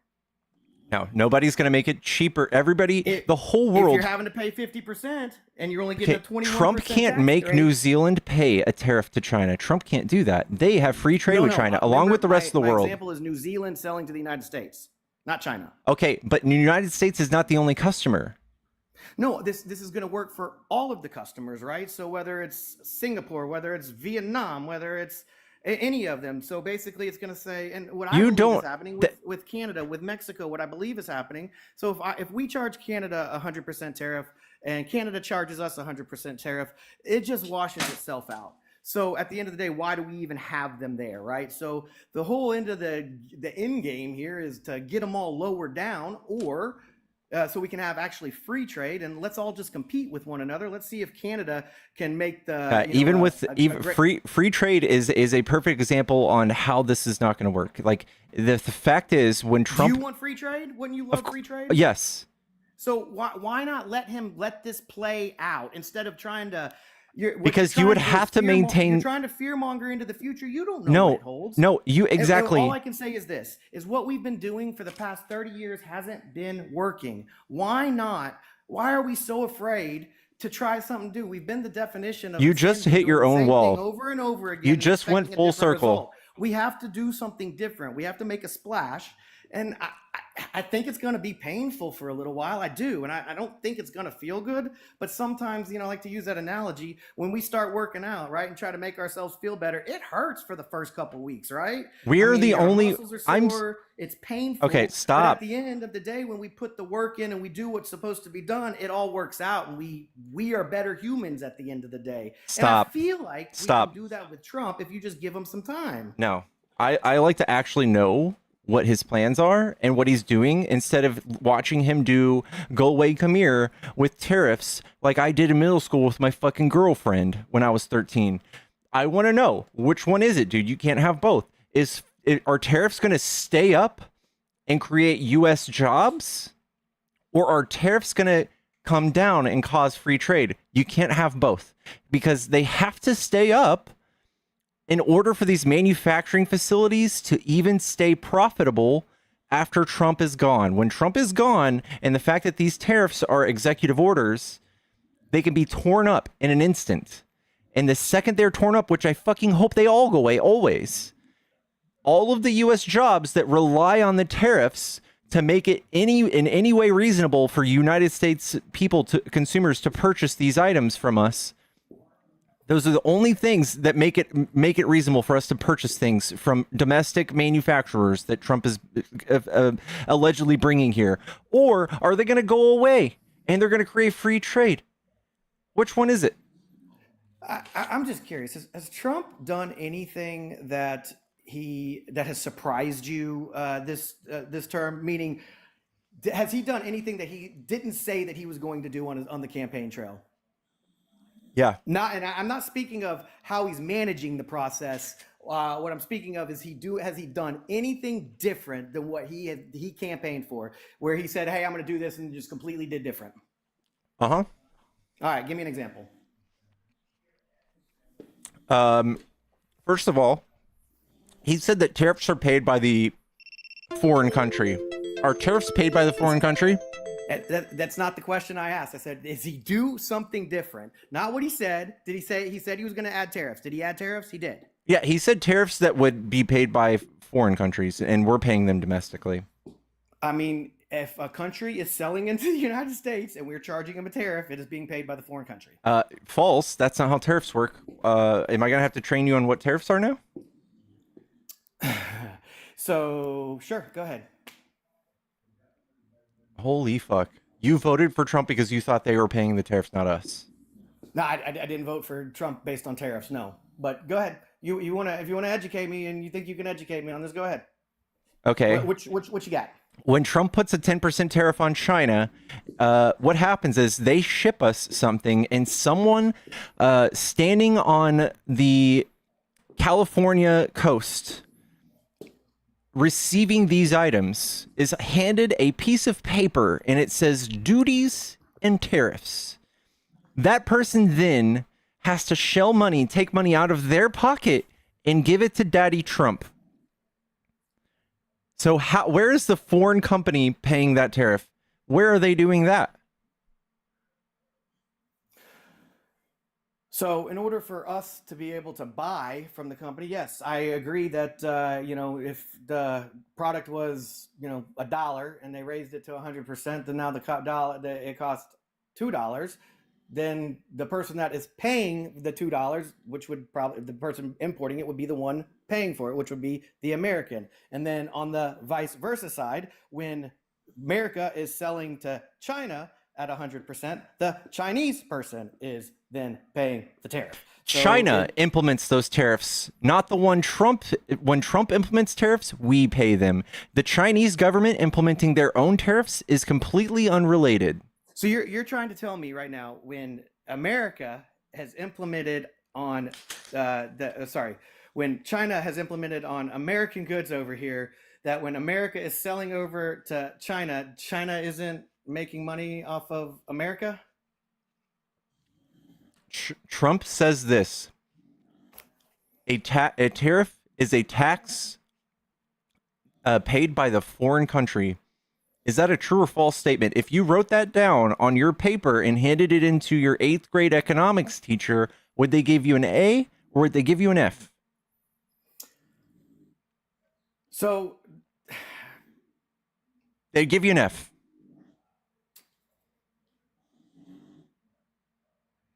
That's so difficult though. So meaning,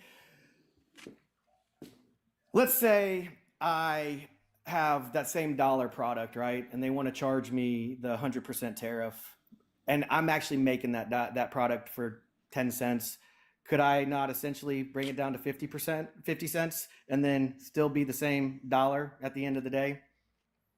Is there a way where you can... And the foreign company basically be eating that? I'm not talking about like someone shaking their fist going, you're going to pay, and then their sales revenue goes down. I'm talking about who pays this tax that Trump has implemented on these items? U.S. consumers or China? I believe at the end of the day, it will be passed to the consumer, right? Because if I'm a business owner and I'm paying more, then the next person's going to have to pay more. It's just, it's how middlemen work. So you just concede Trump lied about that, and people voted on that lie. The tariffs will raise prices? Absolutely. Trump voted on that lie. Yeah. Y'all voted on that lie. I definitely believe that. However, I mean, there's some, things that we don't have to rely on China, like let's think about like a lot of the shoes and other things. That's neither here nor there.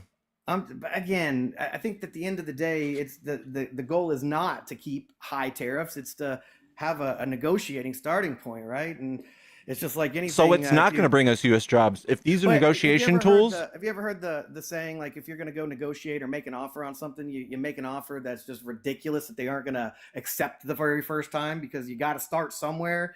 And so it's okay, bro. So you really can't have it both ways. business. You can't have your cake and eat it too.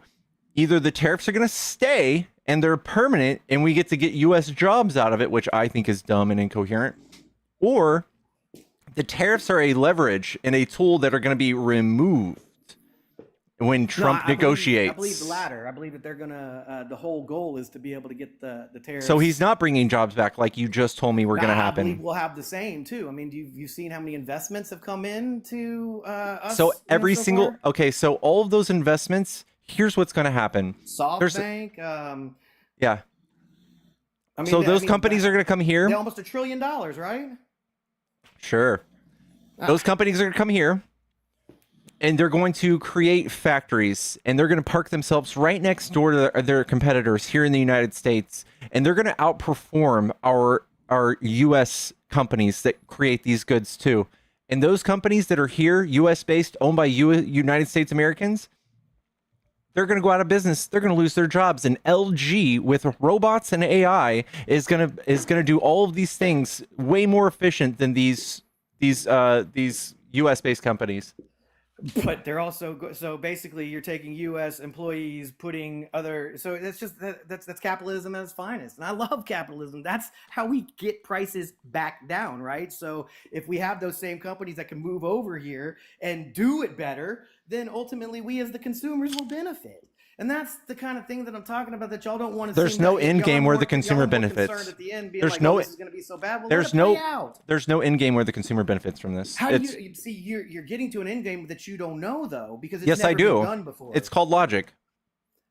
I feel like I speak from logic, and what you are doing right now is you're not allowing it to play out. Dude, you just spent 3 minutes trying to explain to me how China really is paying these tariffs in some sort of abstract way, and it's not the truth. Give me a break. I mean, I think you're oversimplifying it a little bit. You know what I mean? Like, so it's. I feel at the end of the day that, I mean, shoot, I would love the idea of getting rid of income tax, right? And the idea that hopefully maybe a tariff could mitigate that, or take its place. I'm not saying it's going to happen, but man, if it could, I mean, if it actually did work, that's called a pipe dream. Yeah. I mean, like, why not? Why not? It's like, well, no, my point is we've gone down this. I mean, I've had 45 years, maybe 30 that I, can remember as an adult. I mean, or a normal human being, right? I mean, I don't know about you, but from the age of like 0 to 10, I wasn't really paying attention to much, right? But my point is it's like we've done the exact same thing for the last 100 years, and it's like, let's try something different. I mean, obviously our tax system came in not in the last actually about 100 years ago, but the long and the short is let's do something different. And the same status quo wasn't getting us there. And yeah, just cheering Trump on because his ideas are fringe and incoherent doesn't mean it's great. But I don't think they're bad. Like, I mean, I don't. I mean, do I think 150% on China is good? No. But again, I think that's a part of a negotiation process. Yeah, I don't think so. I think this is dumb, and consumers going to ultimately pay for this. And you're looking at this as if we're going to have our taxes eliminated because of the tariffs. I don't believe that for a second, by the way. Trump still needs to pay for all of the things he promised y'all on the campaign trail. No tax on tips, no tax on Social Security, no tax on this and that. He has to figure out how to pay for that, and I promise you, tariffs. That's all badass, though, ain't it? Yeah, it's called a pipe dream. This is what you were just preaching about the debt. Out of the last 3 presidents, actually historically, Trump is responsible for $12.5 trillion of our debt. out of the 37. That's a third. He's responsible. Orange Face is responsible for 1/3 of our debt, and he's gonna be the one coming in and showing us how to reduce it.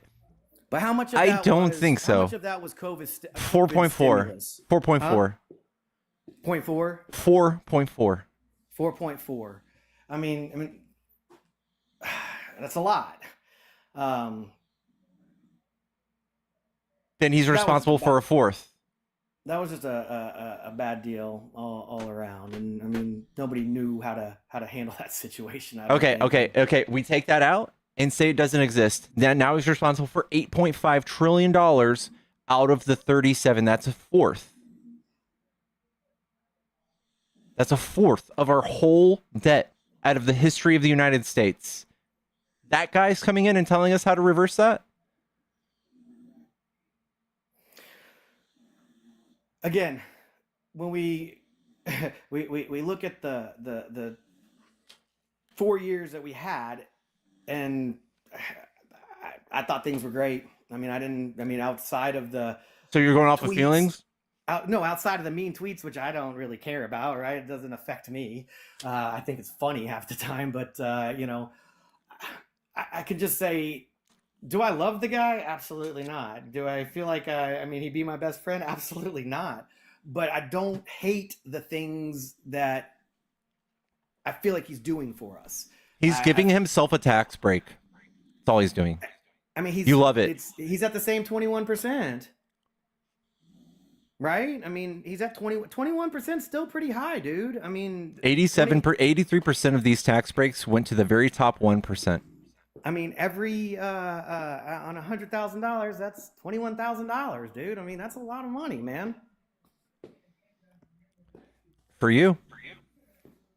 What do you mean for me?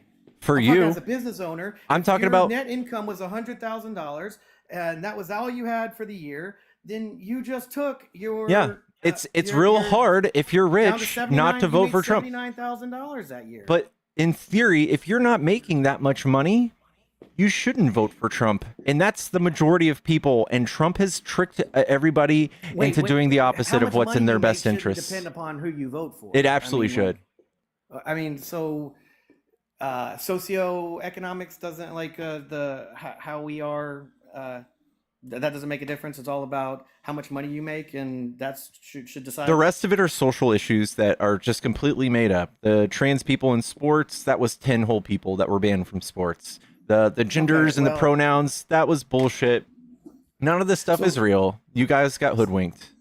So, but again, I kind of feel like the same thing on your side when all we hear is tax cuts for billionaires, right? And I can literally show you data and math, and all you keep reverting back to, oh, it felt better in those 4 years. No, but again, tax cuts for billionaires, there's been nothing there. You can find nothing out there that we've done a tax cut for a billionaire. It's still 21%, and everybody has to pay the same 21%. 93% of his tax cuts, you're just looking at the corporate tax rate. Saying, hey, Jeff Bezos, hey, Warren Buffett, hey, you guys, we love you, man. You know what I'm gonna do for you? You get 10. I'm getting you to 10. No, they all have to pay. This is what he's doing.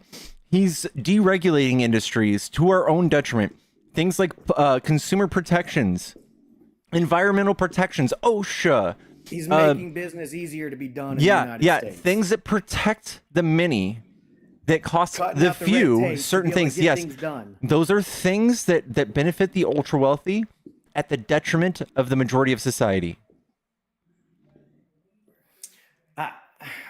We have to remember what these ultra wealthy do for us, though. I mean, you got to lick those boots. No, I'm not. I mean, at the end of the day, I mean, I don't know. Y'all Google, tell me, how many people does Jeff Bezos, Amazon, employ? I mean, I don't know the answer to that question, but how many people? I'm guessing it's how many? 300,000. I'm sorry, it's the other way around. How many does Jeff Bezos get to have work for him? How many people does he make money off of their backs every day, bro, or every week, at least every 2 weeks? This is supposed to be that is a fair trade. That is not something he gives them. They give just as much to him. Again, he was able to, if we didn't have the Jeff Bezos, those people that are getting those paychecks, They wouldn't. They would have mom they'd and be trying pop to find stores. somewhere else. They'd be competing They'd for a be- job somewhere else.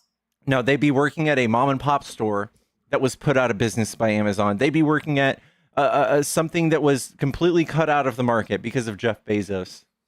So you think that Amazon has been bad for our world here? I mean, It's I a love luxury. It. Saves me from having to go to the. It's a toxic luxury, yeah. I mean, it is I mean, yeah. At least it helped us get out more to see people in public, right? Versus, getting everything sent to the house. I feel like it really came, to light during the COVID time frame. Not that it didn't exist prior, but that's where the DoorDashes and those kind of things of the world, really started to kick up. All right. Well, I've had you up for an hour. Is there anything else you want to say before I kick you? Man, why you gotta kick me like that? No, it's all good. I appreciate having a good conversation and things not getting heated, man. I find it hard sometimes to talk with people, and what I find a lot of times is when I do say things that people don't like or don't agree with, it's like they're really quick to boot you. And so I do appreciate you, taking the time and bantering with me. All right, no problem. All right, my friend. Have a good day. You too. Bye. Chat, tap the screen. We're almost at 100K. If you are new, give me a follow if you enjoy these debates.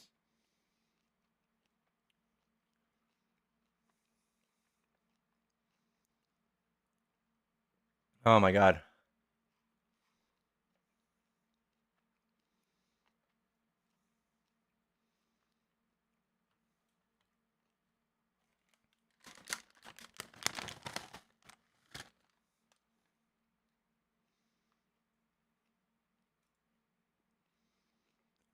Cash App and Venmo in the bio, by the way, guys. This is the last day I'm going to have $25 kicks.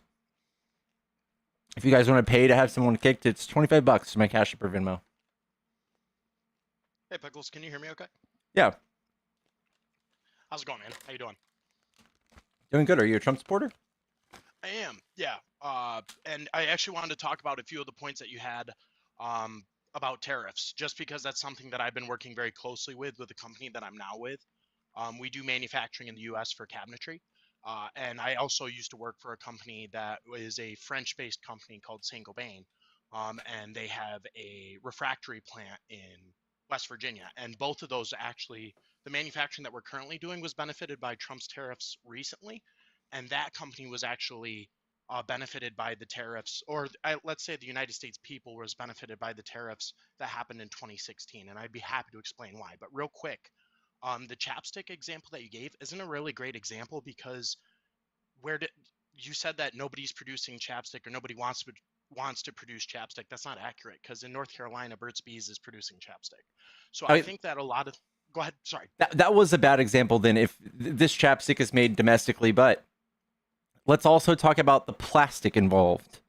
Yeah. Yep. Let's talk about it. Where's it manufactured? It's probably made in China. Right. Where can it be manufactured, though? Here in the U.S. Who can we manufacture it cheaper than China? Not necessarily, and that's why the tariffs make it competitive. Yep. And exactly. And will the rest of the world have to pay the tariffs that Trump implemented? No. Exactly. So only domestic consumers will be buying that from us. Right. Not the world. Right, and I think that we have enough consumerism here in the U.S. to be able to keep the mom and pop shops competitive with that system. Then why does Trump always cry about trade deficits? That's a great question. I'm not Trump. I can't speak for him. But all I'm saying is, for me personally, I think what we talk about is a lot of ideology versus what we're actually seeing. And me personally, I actually am seeing what's happening with these. So I know Promania, and I know you're not Promania, but if you support him, he said, where are they making the plastic protection or the wrapping that goes on the oranges, even though the oranges are made in the U.S. It's made in Rochester. It's made by companies like Diamond Paper Packaging, and so that's who it benefits. The steel that we used to get imported in, it's now made in, I believe it's either Ohio or it's Chicago. I apologize, I don't remember which of the two are, but it's made in a steel plant. I've toured that plant. It's phenomenal. It's amazing. that plant came back under Trump's So tariffs. you have to understand, like, Pearl Mania, the this the And I know he was sentiment giving an the example. sentiment still stays that, just like this chapstick, that plastic is made in China, and we're never going to be a net exporter, which was Trump's main complaint and why he justified these. In fact, it's how he's calculating these tariffs. And that's never going to change. If you just conceded that maybe our domestic consumers will make just enough for these companies and these manufacturing plants to flourish, then you need to say, okay, or concede that Trump is making a nothing burger out of these trade deficits. It means nothing. Sure, and I could say that. So I'm not a diehard Trump supporter. When he does something that I think is good, that helps me, and the reason that I voted for him, I say good. When he does something bad, I say boo. So that in this situation, these tariffs have directly helped me and a lot of the people that I work with, and a lot of the people in the same industries that I'm in. So like the building trades, they benefit from companies coming over here and building here. Is it an immediate help to the consumer? No, but does it help the people who are now in building trades that get better paying jobs? Like for example, our laborers in Arizona, they're skyrocketing in the money that they're making, whether it's union or non-union, for laborers for the masonry industry. You're seeing masons make significantly more. You're seeing concrete workers make significantly more because they're getting to become more competitive. So that's absolutely something that benefits the people here versus an ideology of, hey, if we tariff people, it's going to end up being a bad thing that's going to hurt consumers. So I I would think. still Go ahead. argue that you're talking about less than 1% of the United States at the detriment of 99% of us. What's the percentage of people in building trades in the United States? I don't know that. I'm asking. I think it's more than 1%. I know, but okay. Not all of them are going to benefit from this because things like lumber, steel, and all this stuff does go up in price, which will reduce their revenues. It will reduce the amount of customers, the amount of money that the average family would have, it like expendable income to do random projects like build a fence or do whatever, remodel their home. It will Right. So reduce. super happy you brought up lumber. So like I said, I'm in cabinetry. So we actually get our products from a company called Tafisa. Tafisa's out of Canada. Because of the tariffs, they ended up moving their facilities back over to the United States in both Syracuse, New York, and in Ohio. And that Because of immediately what actually tariffs? the tariffs that they implemented on Canada. In So that 2016? no, that happened just recently. I'm talking in like the last two Don't weeks we they started moving. don't we not have tariffs on Canada now? So that implementation, when he threatened that, Tafisa moved over, and this just happened, like I said, in the last 2 weeks. And so what we saw in that last 2 weeks was actually a decrease in the price of our melamine that we buy. So we buy melamine in huge sheets, 4x8 sheets, and we buy it in entire pallets. Melamine is compressed. Are you familiar with what that is? No. It's okay if you're not. So what it is it's like particle board. So it's Oh, compressed sawdust that's glue, and then it has that's what a lot of cabinetry is made out of. okay. That's not hardwoods. So they ended up moving that manufacturing and that distribution over to the United States side of things, and we actually saw a decrease in our prices, which was great. That benefits the people because they started offering discounts to incentivize us to keep buying from them. Again, so I'm still saying you might specifically be seeing some sort of decrease in price, maybe you, but everybody else who's not specifically in your line of work might not see that same benefit. And Right, I and I totally also agree. So I've worked in three different types of industries that have all benefited from it. So manufacturing, so Saint-Gobain, we actually ended up getting a competitor from Japan, and I'm gonna butcher their name. I butchered their name on another live, so I apologize. So they're a refractory making company. So the refractories are what make the glass that go into your phones, that go into your TVs, like the stuff that's produced in Corning, New York. The refractories that make that are produced either in Buchanan or now it's also in North Carolina. It's called, I want to say it's like Zhiping or Zheping or one of those names. So they're a Japanese company that ended up building an entire refractory plant in the United States. Now you're right in saying that it is cheaper to manufacture those same refractory bricks in China. You're absolutely right. When I worked for Saint-Gobain, we did the math. It was $6 for what was $100 in the United States. Completely agree with you there. But at the end of the day, I can't tell you what the math was, but the companies in Japan and the companies in China and the companies in France realized that it was actually more affordable to build plants in the United States employ people in the United States, giving them better paying jobs, and then also sell in the United States, which they're doing. So I understand that all these theories can be really scary, but what we're actually seeing in 3 different industries that I've worked in, and I'd be willing to bet that the people that work in the other industries would see the same, has benefited. So it's benefited So in. Go again, ahead, sorry. I'm still going to say 99%, just because you have 3 anecdotal things that you've seen benefit from this. I'm going to say 99%, all things plastic, for instance, all things plastic. Nobody's going to want to come here and try to compete with China and pollute our air just to make a bunch of plastic with low skilled jobs, probably as well, with machinery that we're still probably going to be buying from China. Like, none of that makes sense. And the second those tariffs are lifted, goodbye all worldwide customers, goodbye domestic customers. None of So that makes sense. I completely agree with you. We need to stop using executive orders as band-aids, and we actually need to start voting things in through the legislative branch and actually go through the proper processes. Completely agree with you. I think that presidents that do that are just looking to either stat pad or they're looking to get quick, easy points. Completely agree with you there. But what I'm also seeing is I've brought up 3 different industries, and the only reason I'm bringing up those industries are industries that I've worked in, and so I've seen those benefits. But are the machines that we're getting, for example, in the industries that I'm working in, are not from China. They're actually from Italy. It's SCM. So it's an Italian company that's making that machinery. The plastics, you can get plastic packaging here in the United States, in New York. You can get it from Diamond Paper Products. You can get that vinyl. Tafisa says it says that they haven't moved to the United States. So they have not moved their headquarters, but there absolutely is a company right in Syracuse, New York. That's where we get our stuff from.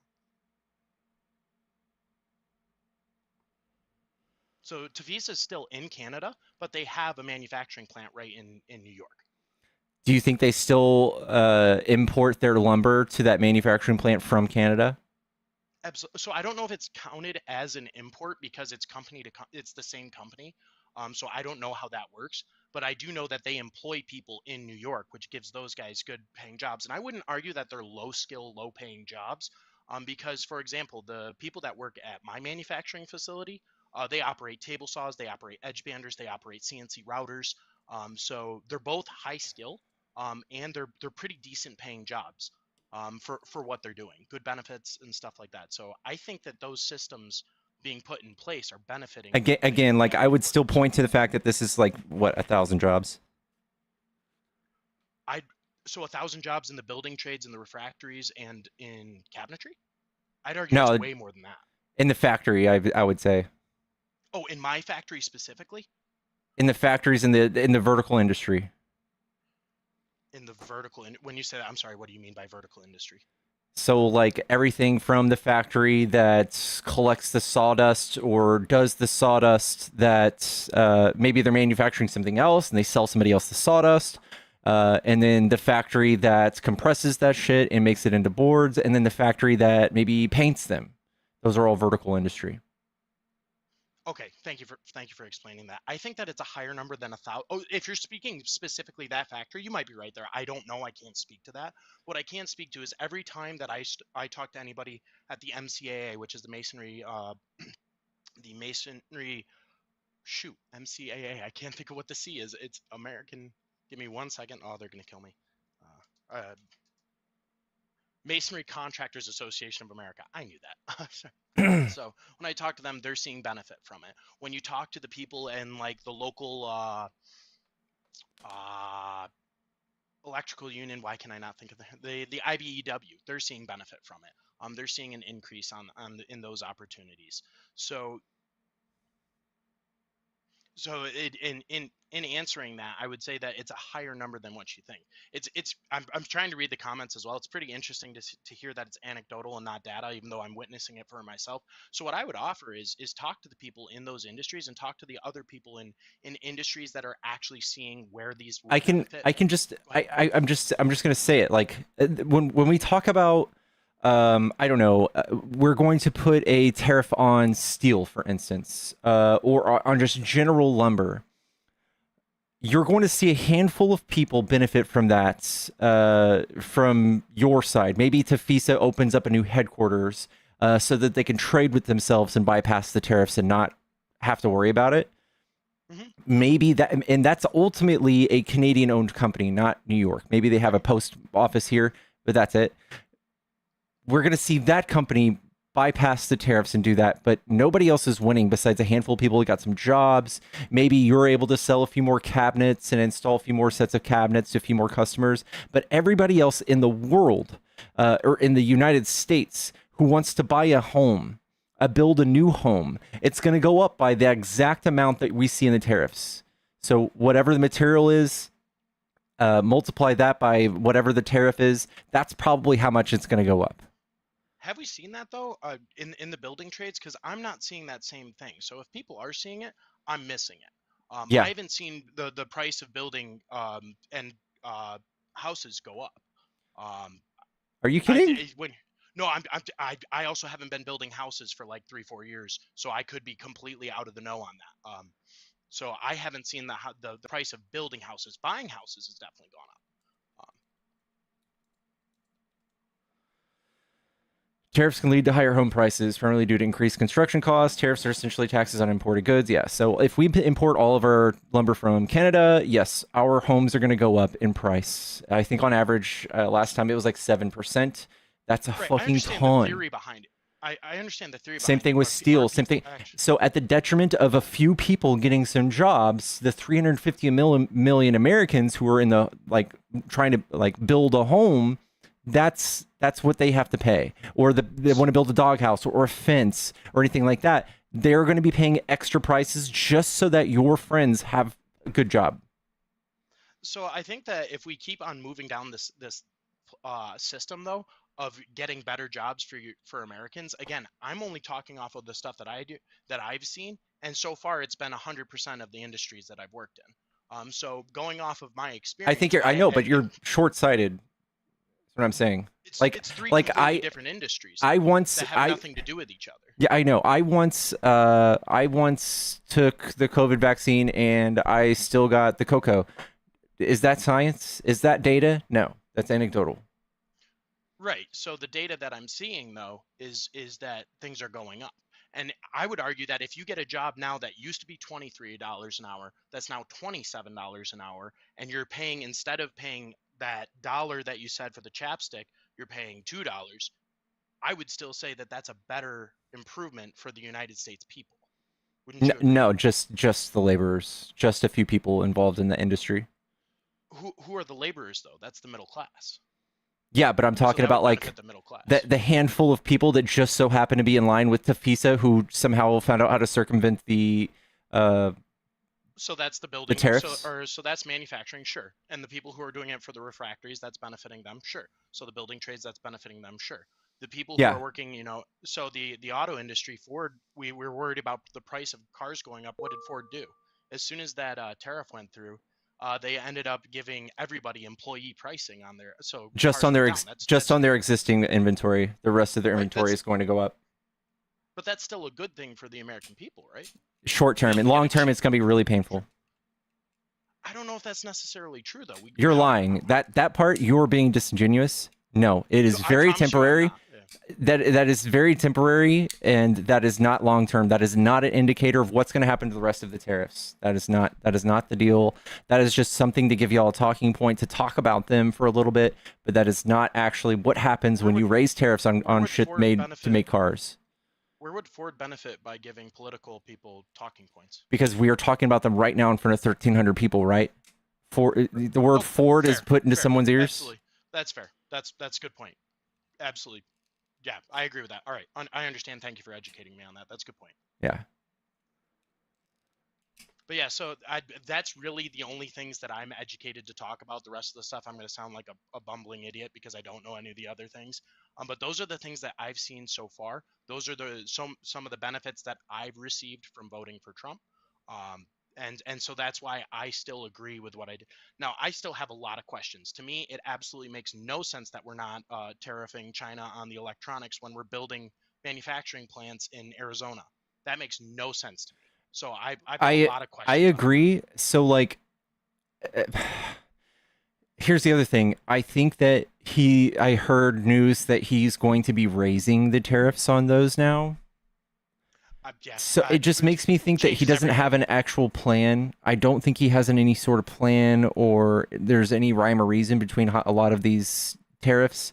It's simply That's like, probably true. in one sense, I can literally see him raising tariffs on electronics because he dropped them because somebody complained about them. Maybe Apple CEO and said, "Hey, if you give us a bypass on selling iPhones, if you give us an exemption on the tariffs, we'll denounce DEI for you." Like, that's literally something I could see him doing. And then Wouldn't surprise me at all. and then I can see Trump going back on it because we all made fun of him in the public eye and said Trump is weak. His tariff war, he lost. I can see him going, "No, I'm Mr. Big Strong Man," and I can see him increasing tariffs just to counteract the public opinion. Those are both things he would do. No disagreement there. Like I said, I've seen benefits to voting for Trump. Like I've seen them personally. I'm not going to pretend that he is the best. I think that it was incredibly eye-opening that they admitted that they didn't really know what they were doing in 2016, but now they know what they're doing in 2020.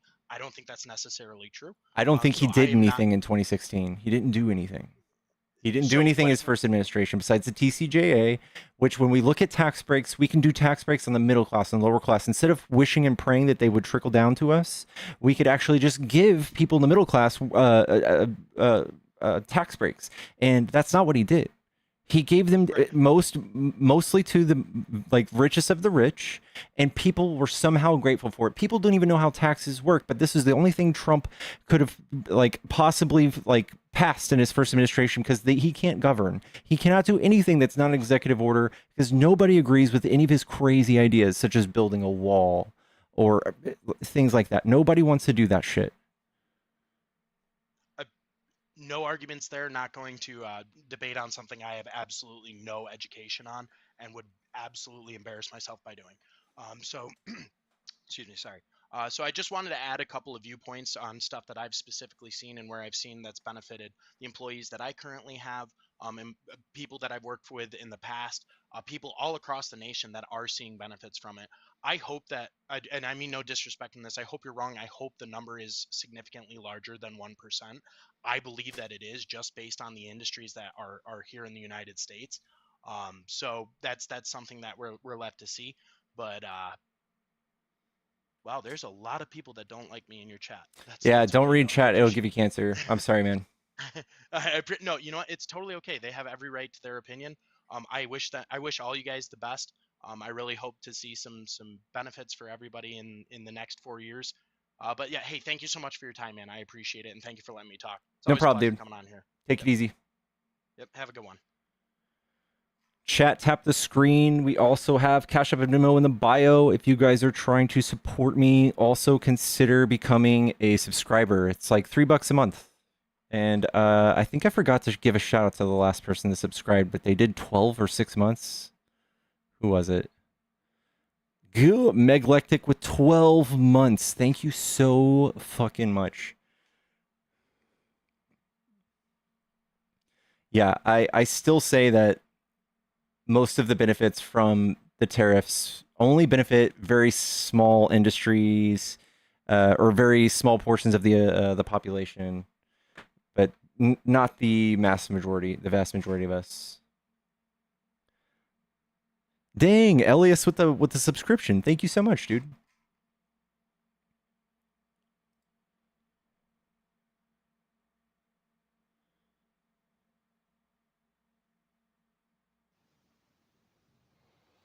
Hey, peace and love, peace and love. I just want to let you know that people are bombing. They're coming on and saying bad stuff to get people taken down. I think Johnny is back up now, but he was taken down, I think. I'm not sure. But I just wanted to let you guys know that. So have a good day. Oh, thank you. How funny would it be if he ended that sentence with a bunch of racist slurs?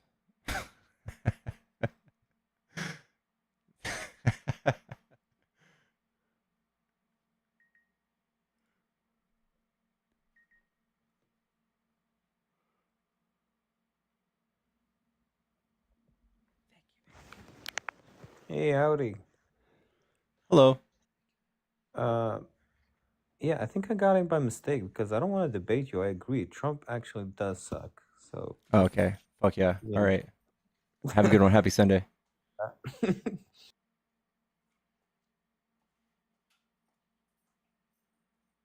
babe.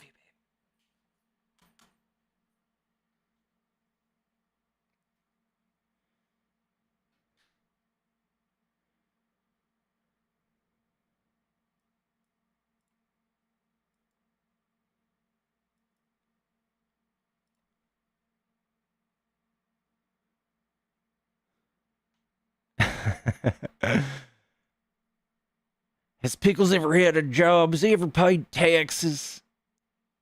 Shut your fucking mouth. Shut your pretty little lips.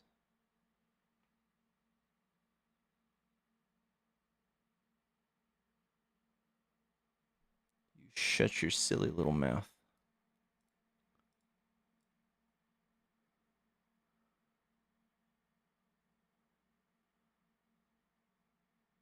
Does Pickles live in Mom's basement? No, it's my grandma's basement. Thank you very much. I'm a huge fan. Can I come up? I don't believe you. I don't believe you.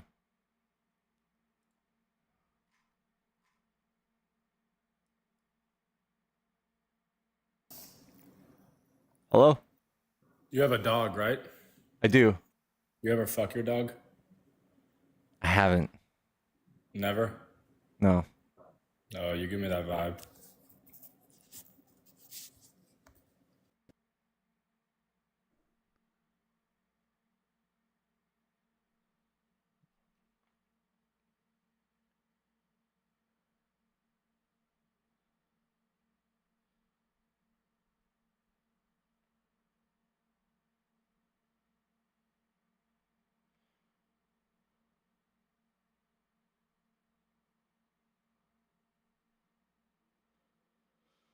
Oh, chat, what are we gonna do with these silly Trump supporters?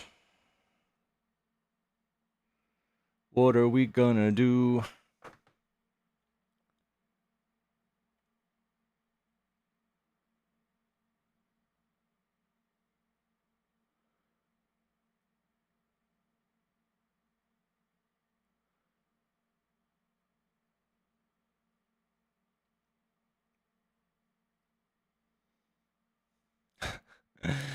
What are we gonna do with these dumb Trump supporters? I don't know. I don't know what else I can sing.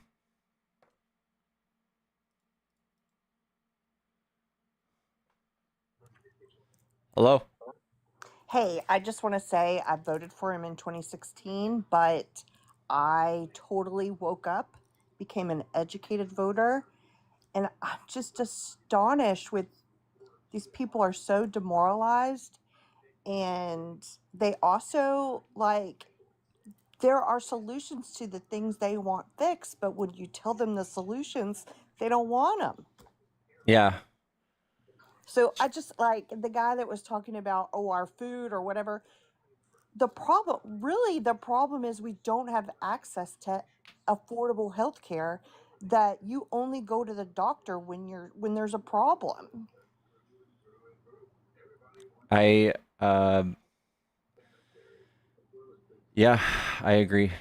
I agree. So I know you are so patient, and I just want to say thank you. I'll drop now, okay? All right, much love.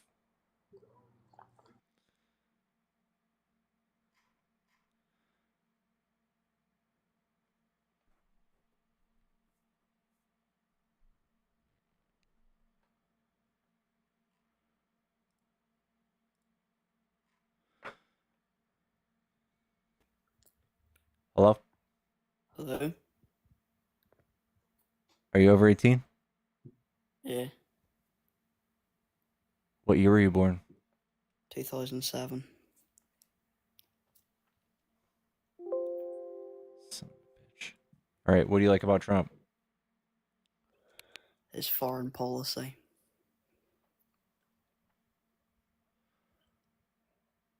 Okay. What part?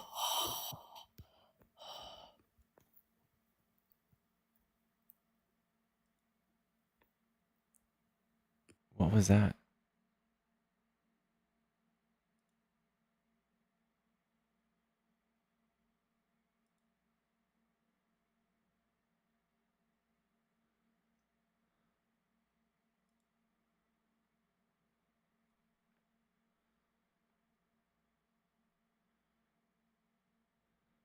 Hello? Hello, how are you? Doing good. Are you a Trump supporter? Yeah, unfortunately, I voted for him. I did. Okay, what do you like about Trump? Well, I thought that his policies on the tariffs were good, but obviously, I made big, gross mistakes about that. Yeah,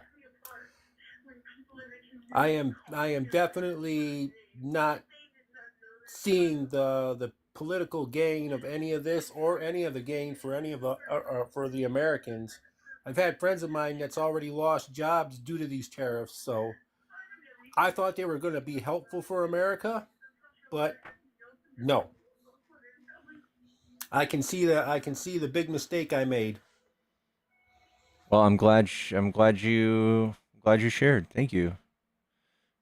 I Yeah, I tell you what, I thought that some of his policies were going to change America's views and make America better, but now as I look at him, even being a Republican, I would tell you what, I am definitely not in the mega group of Republicans. That's for sure. I don't believe in what they're doing. I don't believe what they stand for.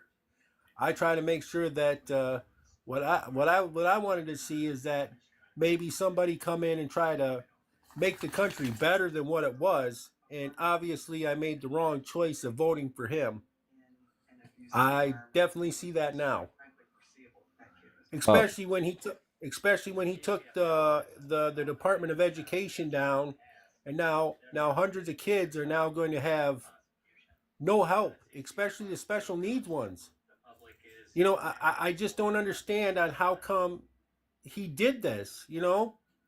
A lot of our federal government aid that he took away was for people that really needed it. I'm not for I'm not for somebody that wants to take and completely make the United States unable to take and fend for itself, or for people that really need the help. That's not right. yeah, I I, agree. I I think that our country, instead of going in the direction where it was supposed to go in the right direction, I think it's taken a 180 turn and now it's headed right in the toilet. Well, Michael, I appreciate you coming up and sharing. I'm looking for some hardcore debates right now though, so I'm gonna Okay. give you the boot. But thank you for Okay. sharing Well, that, bro. thank you. I just want to say that you're doing a very good job with trying to educate people on how to try to turn this country around a little bit. I really appreciate that. You have a wonderful day now. You too. Nice talking to you. Thank you.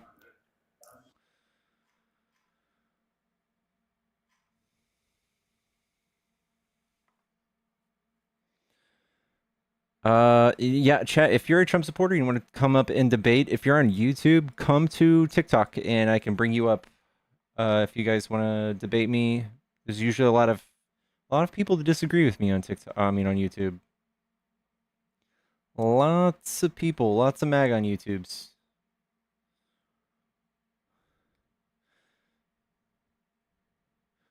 If your brain's not working very good, then you vote Republican. I don't know.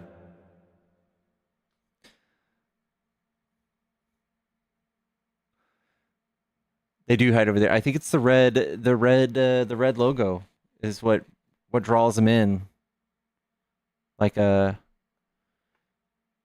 mosquito drawn to a light.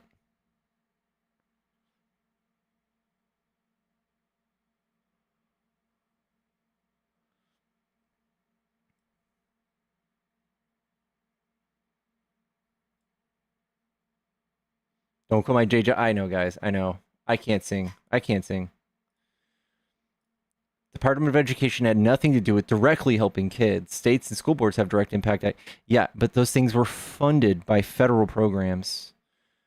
My next door neighbor, Louisiana, 20% of their education budget came from the federal government. Now they need to figure out how to make up for 20% less budget. Is that good or bad for learning? Do you think that's going to be good or bad? It's going to be bad.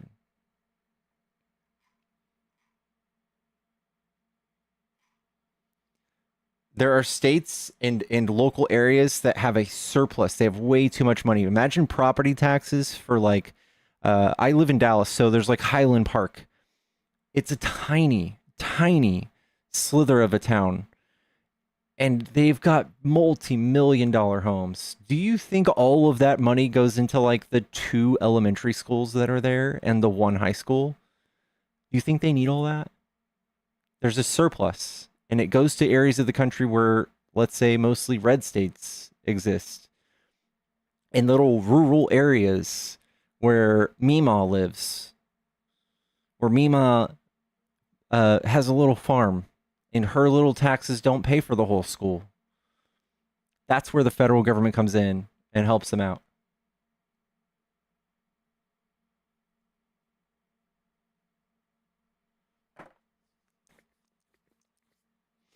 And now Louisiana gets dumber, which is bad for all of us. Yeah.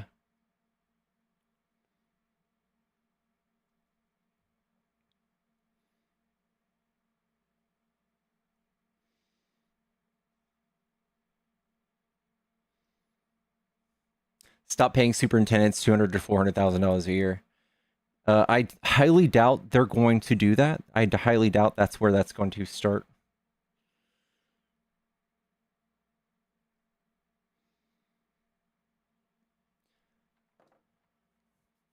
They're not going to be rebudgeting anything like that.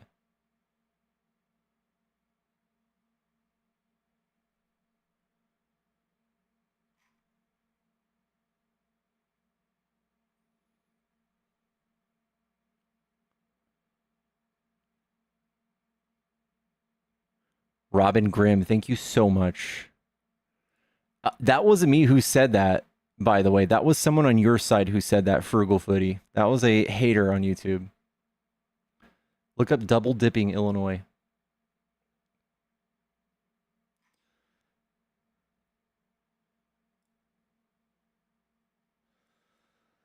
Ugh.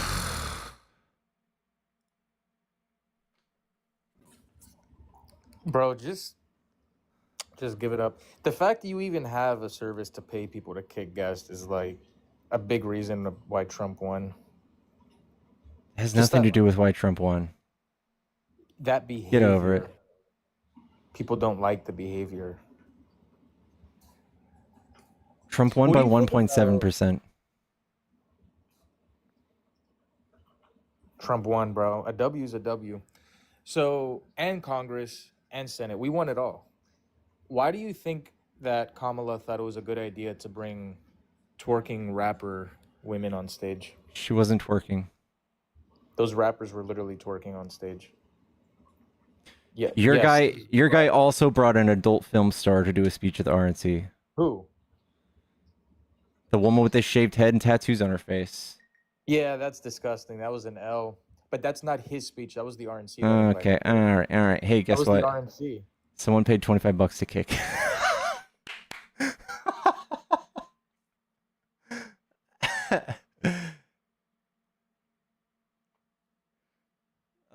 RC, you're welcome back anytime. Melinda, thank you so much.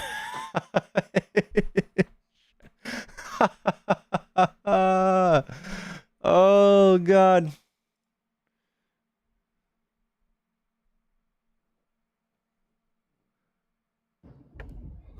Hello. Hey, what's up? What's up? Are you a Trump supporter?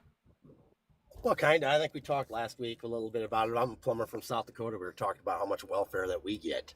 Okay. And yeah, I understand that a lot of it goes to the reservations around here. You know, not a lot of people in South Dakota. So, yeah, I'm a fan of Trump, but yet there's a lot of middle ground here. I don't agree with everything. You know, I don't think none of us do, you know, but I do agree with your last caller. They were twerking. I believe even Kamala twerked a little bit. So it's not a good look for him. It's not a good look for the DNC. I remember a day when the Democrats stood for gun control or for the Second Amendment and limited government. Well, they've never really been for limited government, but there definitely is a place for scaling things down. When things constrict, you cut your staff. I mean, it sucks that we have to do it right now under Trump, but we knew that this was coming. I mean, this is austerity measures. None of this is saving anybody money, by the way, right? These are just going to the most egregious tax breaks that we've ever seen. But hey, I 2.0. am a fan of tax breaks. I'd rather see it go back into the pockets of the people that are paying taxes, rather than go over to government for them to distribute it for their services. Well, we need to pay down our debt. We need to pay down our debt. Sure We're also a very developed country. We're a first world nation. We have a lot of things going on. We have a heavy infrastructure, a lot of federal employees, most of which are veterans. Oh, I understand that completely, and I'm all for there's some of those things that are highly necessary, but to grow the rate of government faster than what the private businesses are growing is then you don't have anybody to pay for government. Because that government doesn't make. Sure, they distribute money, but really they don't make any money. They don't make anything. Well, it used to be a balanced budget back in Clinton, and then every time Republican gets in office, they just can't help themselves. They gotta give people a huge tax break. Yeah, I know, and it's and most of the times it doesn't go to us. It doesn't. We get a couple grand, and we're supposed to be happy, but that couple grand I'm pretty happy about when I get it. Yeah, the thing is, Trump is fooling you guys as well. A lot of these tax breaks don't help the majority of people. In fact, I would say 80% of everybody in the United States are going to have to pay more in taxes, especially with these tariffs in place. They're going to pay egregiously more in taxes.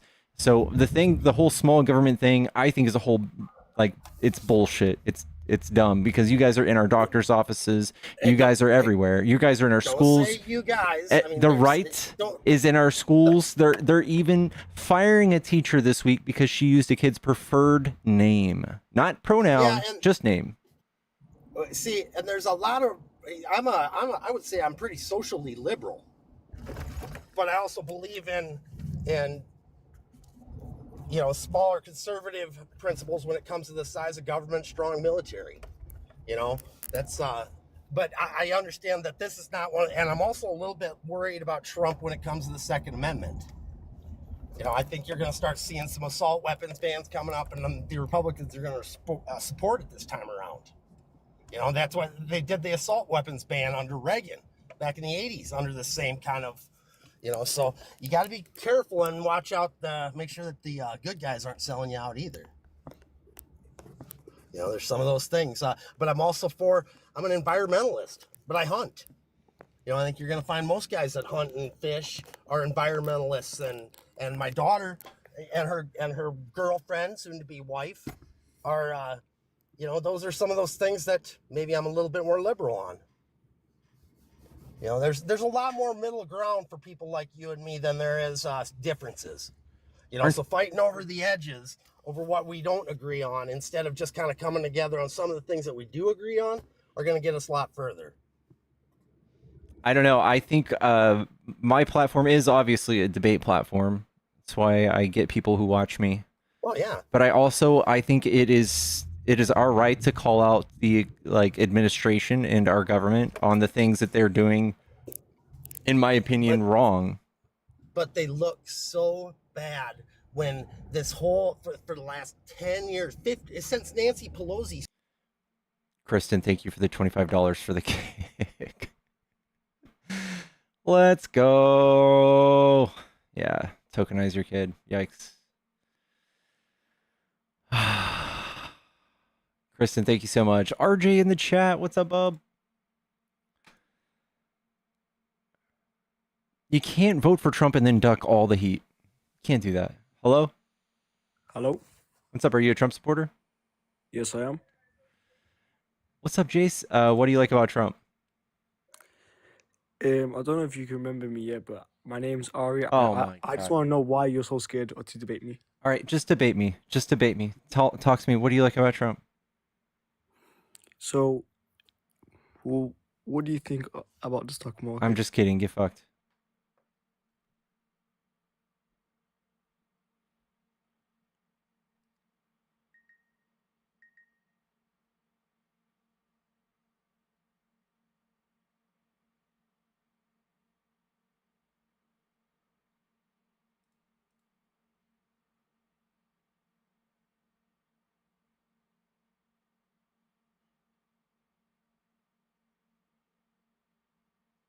Chat, give me a follow if you enjoy these debates. We're almost at 60K, guys. We're almost 60K. Why don't I only have 80 new followers for the day, guys? That is a damn shame. Y'all can do better. If you enjoy these debates, you better fucking follow, dude.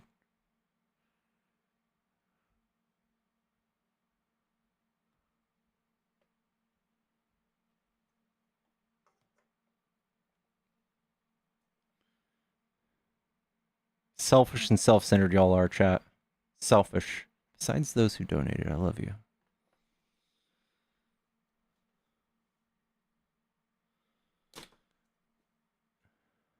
Was that the English guy jumping from? Yes. Dude, okay, first of all, somebody gave me a huge donation yesterday for me, or a few days ago, for me to just entirely ban him. And he's been up here with like multiple accounts, so I have to boot him. Someone gave me a lot of money, all right?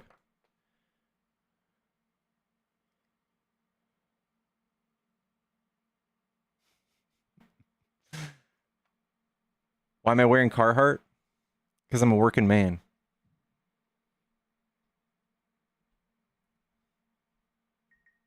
An American hero made that donation. It's so true.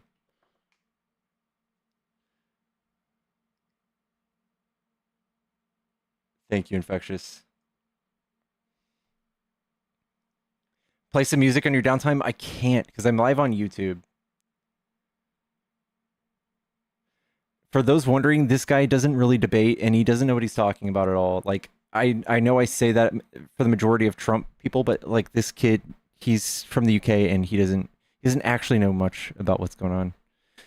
We caught him slipping a lot, like just in the first 5 minutes of our debate the other day, and it was like it was way too much.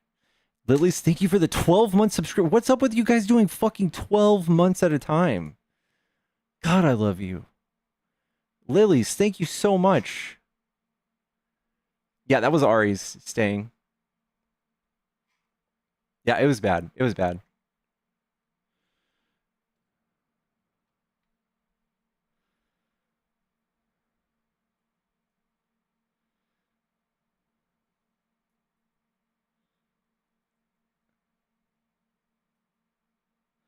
Yeah, dancing, twerking's a bad role model, but SA is perfectly fine. Yeah. When Trump says grab him by the pussy, that's just man talk. But when Kamala has a rapper come up on stage who certainly didn't twerk, I would have seen clip after clip after. There was no clips. There was nothing. Nobody was twerking. Sorry. Didn't happen. 120 Dreamcatcher, thank you for the subscription. Yeah, when Trump says he'd date his own daughter, or the thing that he has in common with his daughter is sex. When she said real estate and golf, he goes, sex. That's what you have in common with your daughter. Could you imagine if Biden said that? I would be seeing people blasting it in chat right now, nonstop. Still. Years later, they'd still be blasting it in chat.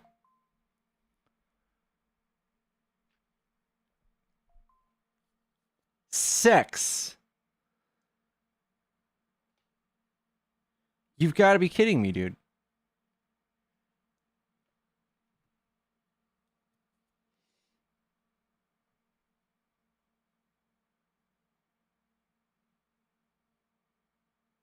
Guys, is IMZ, do I have mods on? Does anyone see if this person in my box has any followers? I can't see.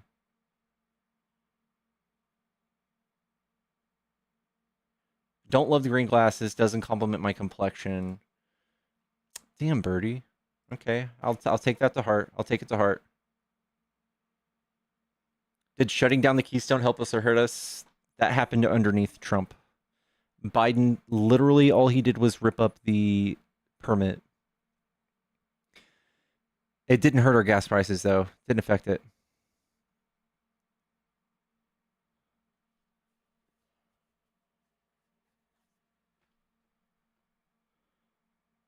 Did it exacerbate inflation? No, it didn't do anything. It was only 8% complete. It couldn't have done anything to inflation.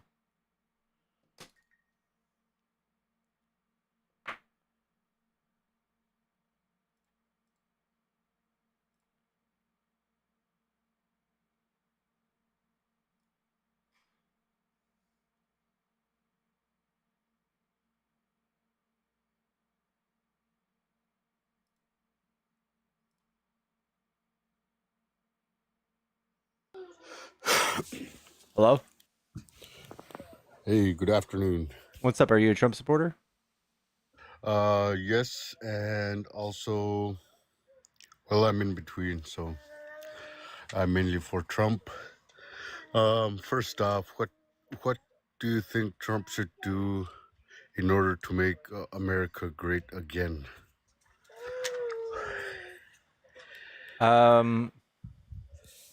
Do you know what a wood chipper? Have you seen like a wood chipper before? No. I don't know. Another idea.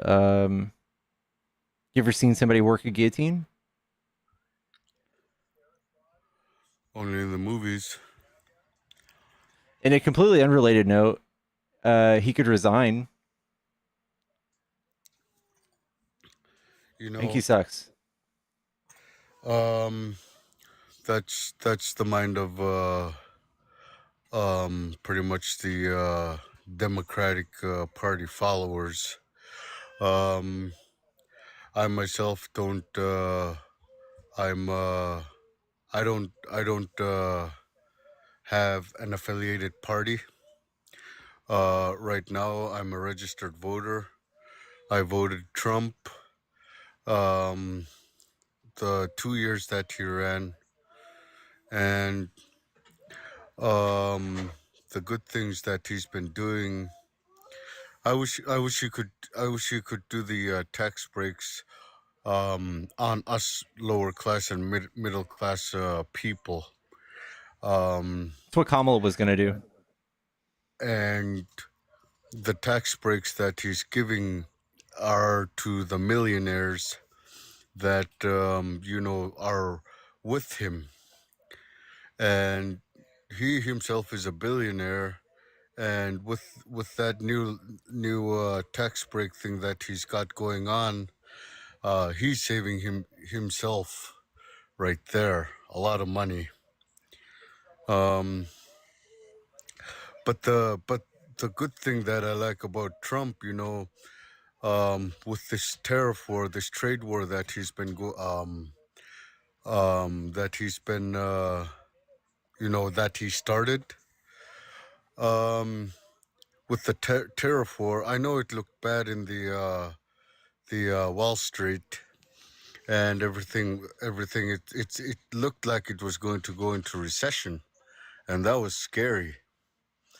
And there was almost a shutdown, and he's talking with these countries, who had a tariff on us, when we didn't tariff them, and Like which country? that's pretty much stealing. Like Canada, for instance, Mexico, for instance, China, for instance.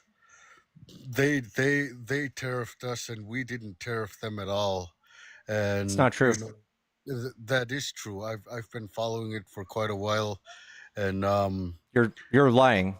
So they didn't have tariffs on us before Trump did his tariffs on them in 2019. He did tariffs in 2019. They did retaliatory tariffs on us, and which put multiple farmers out of business. The second the tariffs went up, like the soybean tariffs, We had to bail them out to the tune of like $29 billion. Billion. Yes, that is true. And now that the U.S. is starting to put tariffs on those other countries to match them, they don't like it. They don't like it at all. You know, it all comes down to money. It all comes down to money when you're doing this trade war stuff. But everybody knows what's going on that, and I highly agree with Trump right now to tariff the other countries. I don't care if a lot of you people disagree on that. Who pays the tariff? Do you know? And it we there's us who pay the tariffs for the majority of the time, and the other countries, they rarely have to pay tariffs because with the Democratic Party, they're scared. The Democratic Party are scared. They're thieves. What are you talking about? They're thieves. They're making up different organizations. They who supports gay pride in another country? What? Who supports gay pride in another country? Who supports We can de-radicalize other countries so that they don't hate us. So Yes, that we don't have to bomb them later. You know what? We're gonna have to pretty soon. But the good thing about Trump, I'm gonna get off the trademark right now. The good thing about Trump is that he's trying to make peace with these countries. What are you talking about? Trump has lost every single ally we've ever had in 2 months. We have no allies. No. Who's our ally right now? Who's our best friend? Tell me. We're making who says I'm talking about allies right now? I'm saying he's trying to keep the peace between the Yeah, Russia. is he doing that? China. Is he doing that by like trying to invade Greenland? And with him trying to invade Greenland, that doesn't look good with the other English people over there. Across the with him trying to invade Greenland, I do not support that. Okay, so he is not keeping the peace. He's stirring shit up. Greenland, if he left that alone. All right, someone paid to kick him. I have ADHD, and somebody who takes that long to say what they're thinking, it just kills me. I love you guys. Yes, ma'am. Megan, thank you so much for the 25. Thank you. I'm so sorry. I wish you luck. Hello? Hello? Hi, are you a Trump supporter? Hi. No, I'm sorry. Was I only supposed to be Trump supporter? I'll let you. You know what? I love you so much already. Tell me what you want to say. Well, Trump is about to take away my right to vote. I'm already worried about Social Security. I live off Social Security. I've had 4 names, and I don't have a way to trace my name, what my name is now. I've tried through paperwork to trace my name back to what my name was on my birth certificate, and I can't do it. They've lost the paperwork. There's gaps, and I'm going to lose my right to vote because of Trump. And that I can't. Where do you live? I live in New Mexico. But most of the paperwork is out of Texas. I'm in Texas. What part of Texas are you from? Originally Waco. Okay. I say and hang my head in shame. But I live most of my time in Austin. Okay. I love Austin. Well, hopefully Austin's a beautiful place. So there's beautiful parts of Waco I mean, of Texas, as long as you're not there in July, June, August, when it's 105 outside. Yeah. Well, I hope the SAVE Act doesn't pass for all of our sake so that the voter suppression doesn't keep Orange Man in office. I think as a nation we're sunk if that passes, because you're going to disenfranchise women, a whole population of women. I'm not the only one who's changed their names more than once. I've changed my last name 3 times and my middle name 3 times. So it's like going to be impossible. I've tried to get it back to, get the paperwork back, because you need, for several different reasons. Like, I can't get my New Mexico pension because I can't get my identity back from my birth certificate to what my identity is now. Well, And I mean, I know that you could say it's my own fault. I changed my name that many times. That's not the point. Born and raised in America, I'm an American. I'm a citizen of the United States, and I'm going to lose my right to vote if what he puts through happens. well, I love you, Lucy. I'm sorry. I'm fighting for you every day. Thank you. And Thank you so I'm much. going to get on to the next debate. Okay. All right. Smoochies. Thanks for letting me talk. Okay. No problem. I bet she makes a killer pasta. I bet she gives the best hugs too.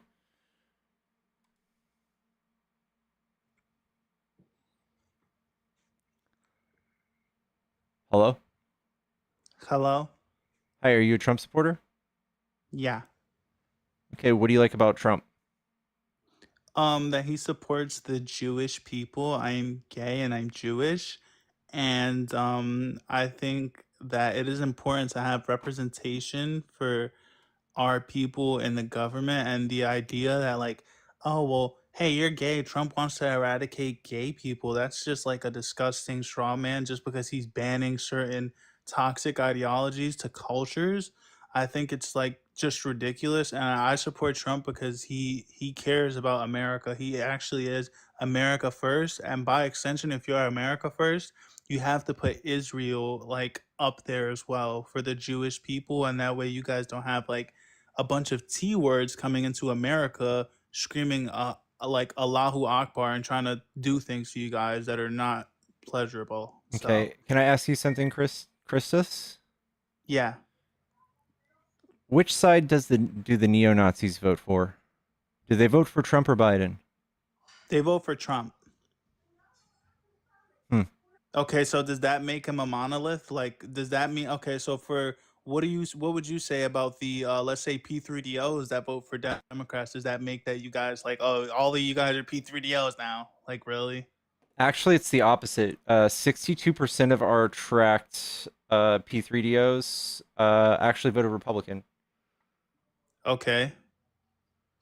That doesn't negate my point. So okay, so yeah, there's a lot of Republican P3DOs. We condemn them in every shape or form, but like You you're guys really almost not. raised them to Attorney General. What do you mean you condemn them? Okay, well, here's the thing. What you have to understand is that neo Yazis, they don't actually like Trump because they think Trump is what they like to say cucked to the Jews. So that's like a ridiculous straw man. I'm on Twitter all the time and I see how extreme the far right anti-Semitism is growing. Many people who voted for Trump, the Yazis that you want to correlate them to, they're condemning Trump. They're calling him Zion Don now, and they're just like they totally hate him because he supports the Jewish people. He has a Jewish granddaughter, and his daughter converted to Orthodox Judaism. So this idea that, oh, Trump is a Yahtzee and he wants to eradicate, like, he cares about America. Like, you people are just I like, don't think he cares about America. Like, you guys always say that, like you're he cares brainwashed to about say it. Israel, so he cares about America. I don't know how those two things are related, but Trump literally doesn't care about America. He's trying to single-handedly undo like entire amendments in our Constitution with executive order. He doesn't love America. He does love America because he wants to put the American people first. What executive orders are you talking about that make America Didn't he try to America? undo birthright citizenship with an executive order? Yeah, well, guess what? That's something that's good. We don't want all these like Okay, people who one are foreign man. to this country. It's the least American thing you can do is try to override a constitution of an amendment of our Constitution with an executive order. Yeah, well, here's the thing. Here's the problem, and I say this as a Jewish person, but like white people, like you, mainly white liberals, you guys like don't seem to care about the demographic of your country, and you're letting in these people that they hate white people. And you think that it's like totally fine, like, oh, we should just bring in with open arms all these endless immigrants who just love us and they love our country. Well, guess what? These people don't assimilate. So I Hey, think Trump did is you know right to that? try Did you know that your people were also immigrants to the United States at one point?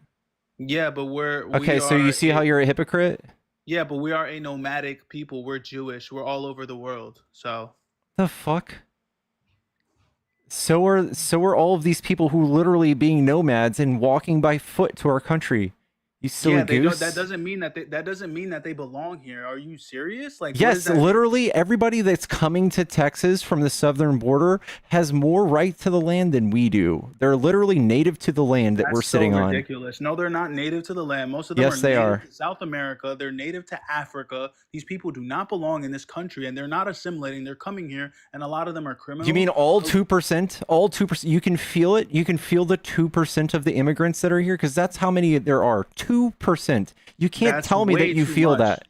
You're 40 to silly 50 goose. 40 million illegal immigrants came in. They're going to That's a change lie. the demographic of these countries. These That's a people come lie. in here and they breed like 40 cockroaches. million? I've Meanwhile, never heard 40 million before. It's 40, 12. 20, over 10 million people. Who cares? It's way too many. And white liberals like yourself, you don't understand it. You don't care, but your race is going to be I replaced live with in who- Texas.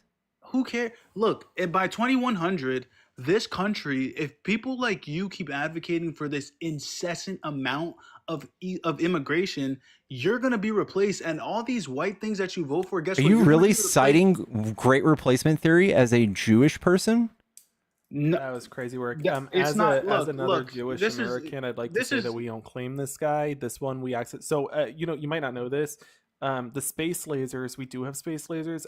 We actually have test tubes too, and he got out of the test tube. We're just gonna take this one back and let him sit for a little longer. I think he got lost, and on behalf of my fellow Jewish Americans, I just want to say, Yeah, on behalf of my fellow Jewish sorry. Americans, Yeah, you're see not what I mean? Jewish. He only knows how to repeat. See, again, just let's just understand. He got out. We apologize. It happens every now and then. We're just going to take him back. Jared Kushner is another one. If you find him, let us know. That's unfortunately got out of the test tube. We apologize. Okay, We yeah, don't very claim him. constructive to the conversation. That was nice. Thank you for covering up for us Jewish people who are See what I'm majority. talking about? Yeah, See so what I'm talking anyways, about? See, he's confused. Yo, yeah, I'm He's confused. lost. So anyways, so the thing is that like you liberals, you guys go ahead and keep voting for these people who are going to come in here and turn this country. By the time your great grandchildren are here, you're going to have Sharia law in this country. That is why Trump is necessary to stop all the immigrants coming in and to Some stop all crazy these work. terrorists coming into these Okay, countries. question for you. What? If you can calm down long enough to hear it, man. Chill. I'm listening, brother. All right. So just to Because you're still confirm- my Jewish brother. I still love you because you're Jewish. Oh my god. Okay. That was a lot to handle. Anyway, under Donald Trump, you have 20,000 fewer deportations per month than under Joe Biden. Joe What Biden's about the monthly border average crossings? was, I'm speaking. Joe Biden's monthly average was 57,000. Donald Trump's is 37,000. Now, I also want to make clear here, you're talking about border encounters, not crossings. You don't know how many people are crossing the border, only how many people you're seeing at the border. Those are called encounters, not crossings. Third, if you have lower deportations and you're saying, well, yeah, we also have lower encounters at the border, now it sounds really bad and you sound even less effective than people thought. See, it sounds Okay. different when you say encounters and So not do you crossings, think that, right? do you think Israel has a right to exist? Yes, answer what I just said. What was that pivot? And that pivot was so hard. I think I had got whiplash. my neck was gonna break. Okay, well, look, we're Jewish. We don't care if the country gets replaced. Okay. We don't. So we don't Okay. really. So we don't really no, care you, if you like. don't speak for us Jewish Americans. Actually, us Jewish Americans overwhelmingly went for Kamala. We knew better. So I'm gonna just try this again. If you could tell me why Donald Trump is deporting 20,000 fewer undocumented migrants per month and is also perpetuating the process of catch and release, that'd be great. The pivot, though, I mean, I think I got to go put a neck brace on. What was that? Now, I'm gonna go ahead. So and anyway, so what I will say, excuse me. If we don't want you either. Okay, yeah, we don't. What even are you? Okay, whatever. So the thing is that you have to understand that this country needs to have some sort of like it needs to have some law enforcement, and like Kamala and all these leftists, you guys just want to let in an incessant amount of Okay, immigrants. Kamala literally is law enforcement. She was the chief law enforcement officer of keep California. blazing the brown Indian like she doesn't represent What are you us talking at about? all. She was an What attorney the general. Dude, I worked fuck? for an attorney general. They are police officers. You just said that you don't want law enforcement, but she literally is law enforcement, so you would want her. You still didn't answer my question about deportation, though. What's with the like bait and switch? What are you doing? Okay, so first and foremost, Trump, he may not be able to have the access to do these things that, like, what you're pretty much making an argument for is, oh, well, why isn't he deporting more people? What more access well, does he need? should He has be. the House, the Can Senate, I finish the my presidency, argument and the before Supreme you cut Court. back in with your Jewish Hezbollah? Like, Jesus Christ. Wow. Okay, what Wow. more access does he need? He has the House, Senate, presidency, and Supreme Court. Okay, so clearly there are some people like in the government who are subverting Trump right now, and they don't want him to have these mass deportations Name one because they person. know. Well, Howard Lutnick, you have Peter Thiel. These So you're people. telling me that Donald Trump's own administration is Thiel's not stopping the him from government? like, yeah, literally. Yeah, so these people, and I say this as a Jewish person, but the majority of them are Jewish. They don't want actually Trump to have these mass deportations because they know it affects their top dollar. It affects their bottom line. What? And this is common knowledge. Like everybody knows. No, this. that's You a guys common just- conspiracy theory. It's That's a what that common is. conspiracy. Well, it's actually happening because Howard Lutnick is actually. Oh no, that's crazy. Yeah. So, anyways, so do you think Israel has a right to exist? I am more than happy to answer these questions once you start giving me answers to my questions. gave you an Until answer. then- What do you didn't want me give to an say? answer. What do you want me to I say? asked you, why is Donald Trump deporting 20,000 fewer undocumented migrants per month in comparison to Joe Biden's monthly average? And I'm also asking you, why is Donald Trump perpetuating catch and release? You said that we need to deport, but you're doing less deportation, so make it make sense. Okay, well, I voted for Trump to get these things. What he's doing has nothing to do with me. Am I supposed to like just say, "Oh my God"? Yes, you're Yeah. supposed to. Yeah, you Okay, literally well, are. You're guess supposed to what? say, "Hey, Trump, do differently." Like what? Okay, and am I gonna be able to change that? Come on, you're being You're ridiculous. literally debating on behalf of him. I just got paid to kick from Melanie. Thank you so much, Melanie. We love you. W Melanie's in the chat. Guys, today is the last day that you can do a $25 kick. It's going to be raising, because of Trump's tariffs, we're going to be raising it to $40 tomorrow. I love you guys. I'm so sorry. Oh my gosh. No, see, what got me is I had you on. I was listening to you, Pickles, and then somebody came up and they were like, "I'm a gay Jewish man." I'm like, "Is this Johnny?" And then no, it wasn't. So I got whiplash even more than the pivots that guy was doing. Wait, he was girly pop too? Yes, that's what he said.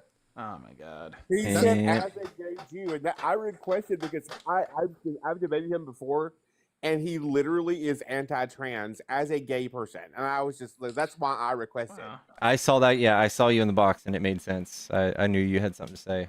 I'm just gonna say. I thought we're Johnny gonna, had lost his mind for a second. Is all I thought. Dude, honestly, again, I'm so sorry. Sometimes they get out of the test tubes, and we're not done cooking them yet. So we're gonna let that one sit for a little bit longer. When they come back, they're gonna be good and indoctrinated. Don't worry. Oh, thank God. I'm gonna need you to keep him locked up somewhere because I can't handle him anymore.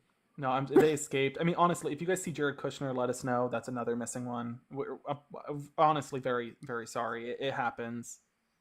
Okay. Well, he was real, guys. He was real. All right, Pickles, what are you doing tomorrow?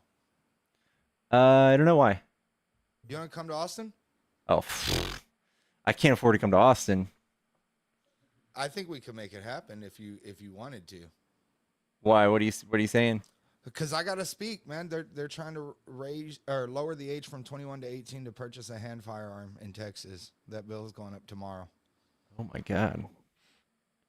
What? Yeah. Oh my gosh. I'm sitting here writing my speech right now. No. Listening. Oh no, no worries.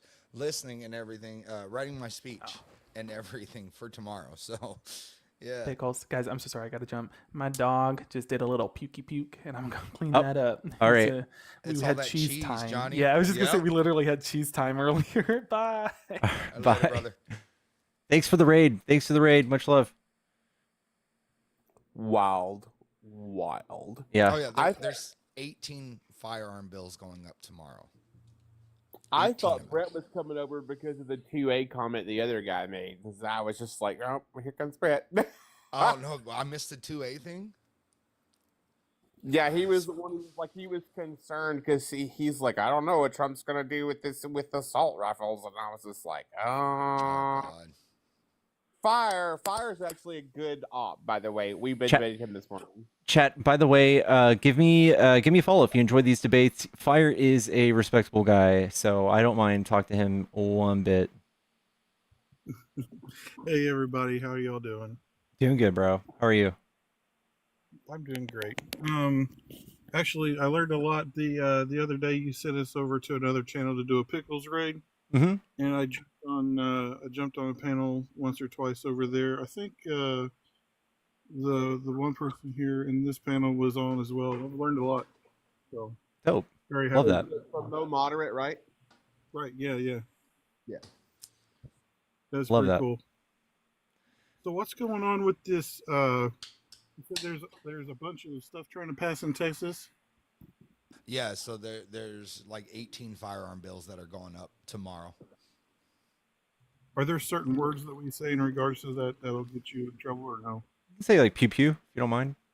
Instead, okay, Yeah. Because I know the last time we had a conversation about this, you kind of So- got Right, and I just want to preface this, and Pickles, I think I've talked to you about this before. I will try not to say the G word. It will slip out, guarantee, but you won't get hit with it or anything because I'm saying it because I went back and forth with TikTok like crazy about being able to say it. So No worries. No worries. The only thing I heard you mention that they're trying to drop the age from 21 to 18. correct. I think that if it's just my opinion, but I feel that if you are properly trained, if you're old enough to buy a house, you ought to be old enough to buy the means to protect yourself. Awesome. At 18 years old, right? There are still kids in high school, correct? Correct. Right. So, have you ever heard of Uvalde, Texas? No. There was a big school mass unaliving there 3 years back. 19 kids were unalived. 2 teachers were. 17 others injured. 376 cops waited outside for 77 minutes. Does that ring a bell? No. Yeah, that's crazy. Yeah. So that was an 18-year-old kid that went and did that, right? And he went and purchased 2 ARs days after his 18th birthday. And then days after that, he went and took out lives, right? At 18 years old, you are not fully grown mentally. In fact, your frontal, what is it called? Yeah, in your brain is not fully developed until you're 25 years of age. You're telling me in Texas that you think it is okay to purchase a hand firearm, which is the leading. Try not to get in any trouble. It's the leading. Statistically, the leading cause. Yes, of school unalivings, handgun or firearm unalivings, period, and self deletions. So let's continue to do that. Like, let's make it easier. Well, I know for me personally, at the age of 17, I was on delayed entry program, and by the age of 18, I was deployed into Afghanistan. Okay. So if we're worried about mental development of 18-year-olds, I don't think allowing them to be thrust into war at that point's a good idea either. Cool. Advocate for it. Right. I have no problem with that. See, the military often goes after young children who don't have any purpose in life, period. right? And likes to get in while they're still moldable and turn them into unaliving machines. And I'm not even like anti-military or anything like that, but you notice that they go to these poorer schools, right? And they enlist kids. So I'm not against that at all, but advocate for it. Also, while you're in the military, you don't get to just walk around with firearms either. They're in the armory, right? You got to check them out. Every bullet counts, right? Right. So it's not a free for all. So that those two things do not correlate. You also have to go through intensive training before you give access to firearms. You don't get issued a firearm the moment that you walk into the military either. It's something that's part of the process. I also want to point out that as far as brain development goes, the amygdala and hypothalamus are not fully developed in 18-year-olds, and the amygdala in particular controls fear and anxiety. And we would not see individuals with extreme emotional fear responses having firearms at that age, which is again why we have those laws already in place. It just doesn't make sense to me if they already have it in the books to where 21 is the legal age due to mental development. You would have thought somebody at some point would have already brought up that point. You know what I mean? Oh, we do, right? But these politicians, they don't care. You see, in Texas especially, it's heavily red because it's been gerrymandered so much that they get paid by these corporations like the NRA, like these firearm companies themselves. They get paid to not listen, to not care. You see, 2 years ago, I had to go and testify because we wanted to raise the age to purchase assault weapons to 21, right? After our children were unalived in Uvalde. We sat there. It was supposed to go on at 10 in the morning. They kept us there until 10 at night before letting us speak, trying to wear us out so that we could not testify because they don't want to listen, because they don't care if children are being unalive. They care about the money that they make. And guess what? Every time there is a school mass unaliving or any mass unaliving period, they make more money. Because as soon as these children are taken from us, then the NRA and other groups come out and say, oh, they're going to try to take your guns now, right? And so people go out and buy more. And then the more they buy, the more these gun manufacturers, they give to the NRA, and the NRA pays these politicians. It's a vicious circle that they make more money when our children die. These politicians have made millions off of my son's death.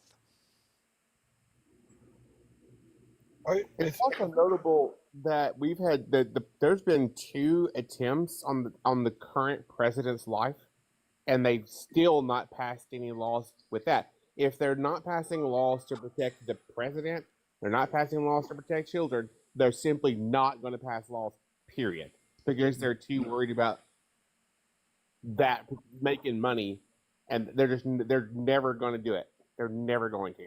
I've just reached the.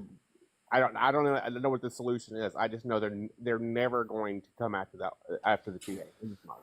The biggest solution that we could ever hope for is if we get Citizens United overturned, so that we can take the money out of politics. That is the only way. Can you explain that to me? What you mean by that? Explain what exactly? Like Citizens United, their role and stuff, like what you're referring to.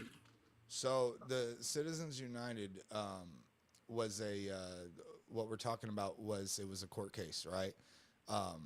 And so I don't want to do the long history of it and everything, but they're allowed lobbying, right? The special interest groups get to give money to these politicians to influence their votes. See, I feel like politicians ought to make like the median income of the people that they represent. Nah, screw that. They should make minimum wage and see how fast minimum wage comes up. Well, yeah, that too. Same principles. You're just slamming them a little bit harder, I think. But I understand. But yeah, exactly. I think along with I think it's actually interesting that they had 21 years old in the books to begin with. But I don't feel like you should. It wasn't to begin with, right? That was adopted It hasn't always been on the book. You were able to purchase them at 18, but then we started to realize, like, hey, maybe these people aren't mature enough, right? 18 is a weird age. Some are still in school, some have started life, right? There's not a it's a turning point in most people's lives. I think it's mostly for recruitment purposes too. Like if we raised the age to be allowed into the military, we would see a lot fewer people, which would make our military a little bit weaker. So I think it's not a decision made based on whether or not they are capable of holding and wielding a weapon responsibly. I think it's a decision made for recruitment purposes. So we probably shouldn't use that as our benchmark.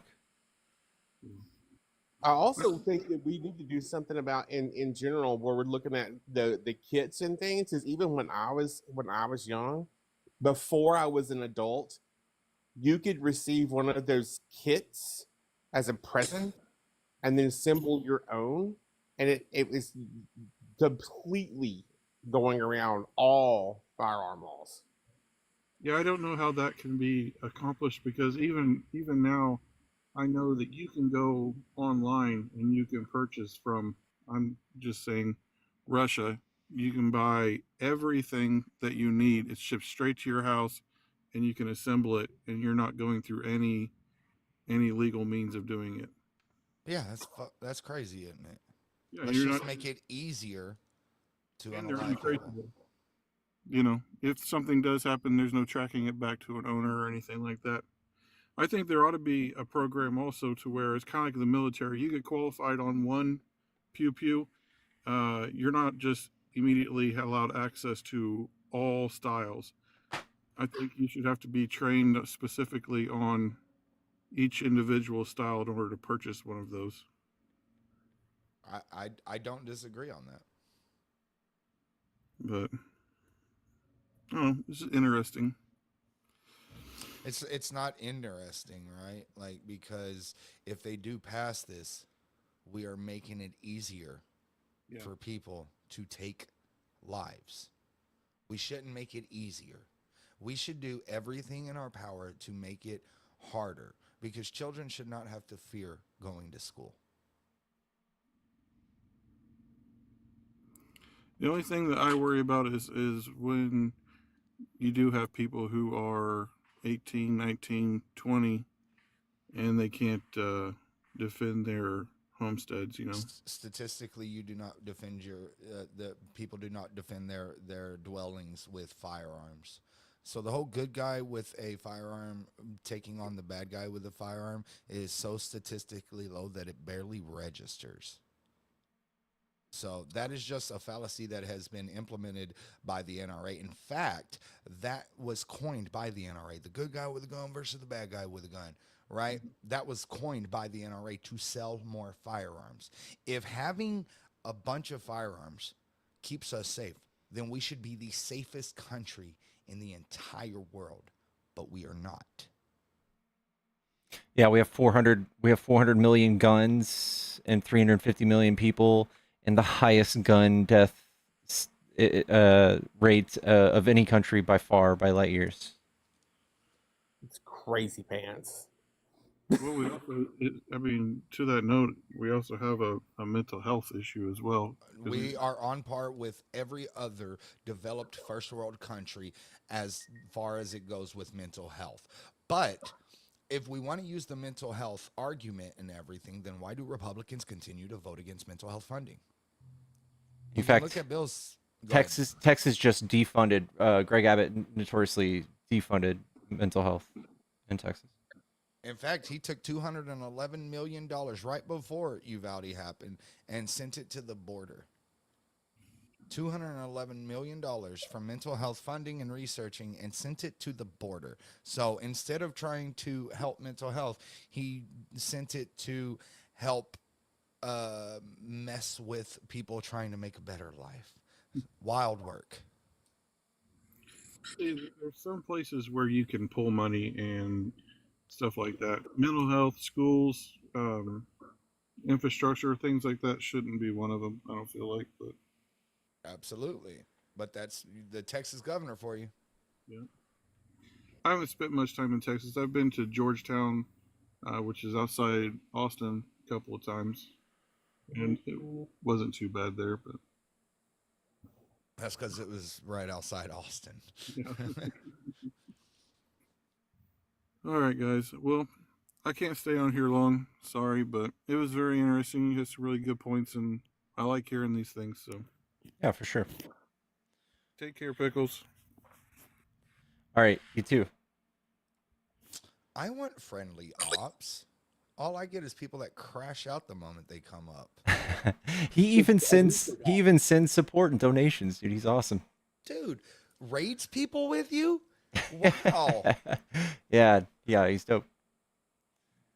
Yeah, we've had some. I like John Galt too. He's another good one. I don't know if you've debated him or not, but he's really sensible. Oh my God. He's really crazy. So I mean, So I heard a live yesterday, and I saw a video about something about there's never basically a reason to have an abortion. It is never medically necessary. Ty, you are a racist, homophobic, bigoted person. Why do you pop up everywhere?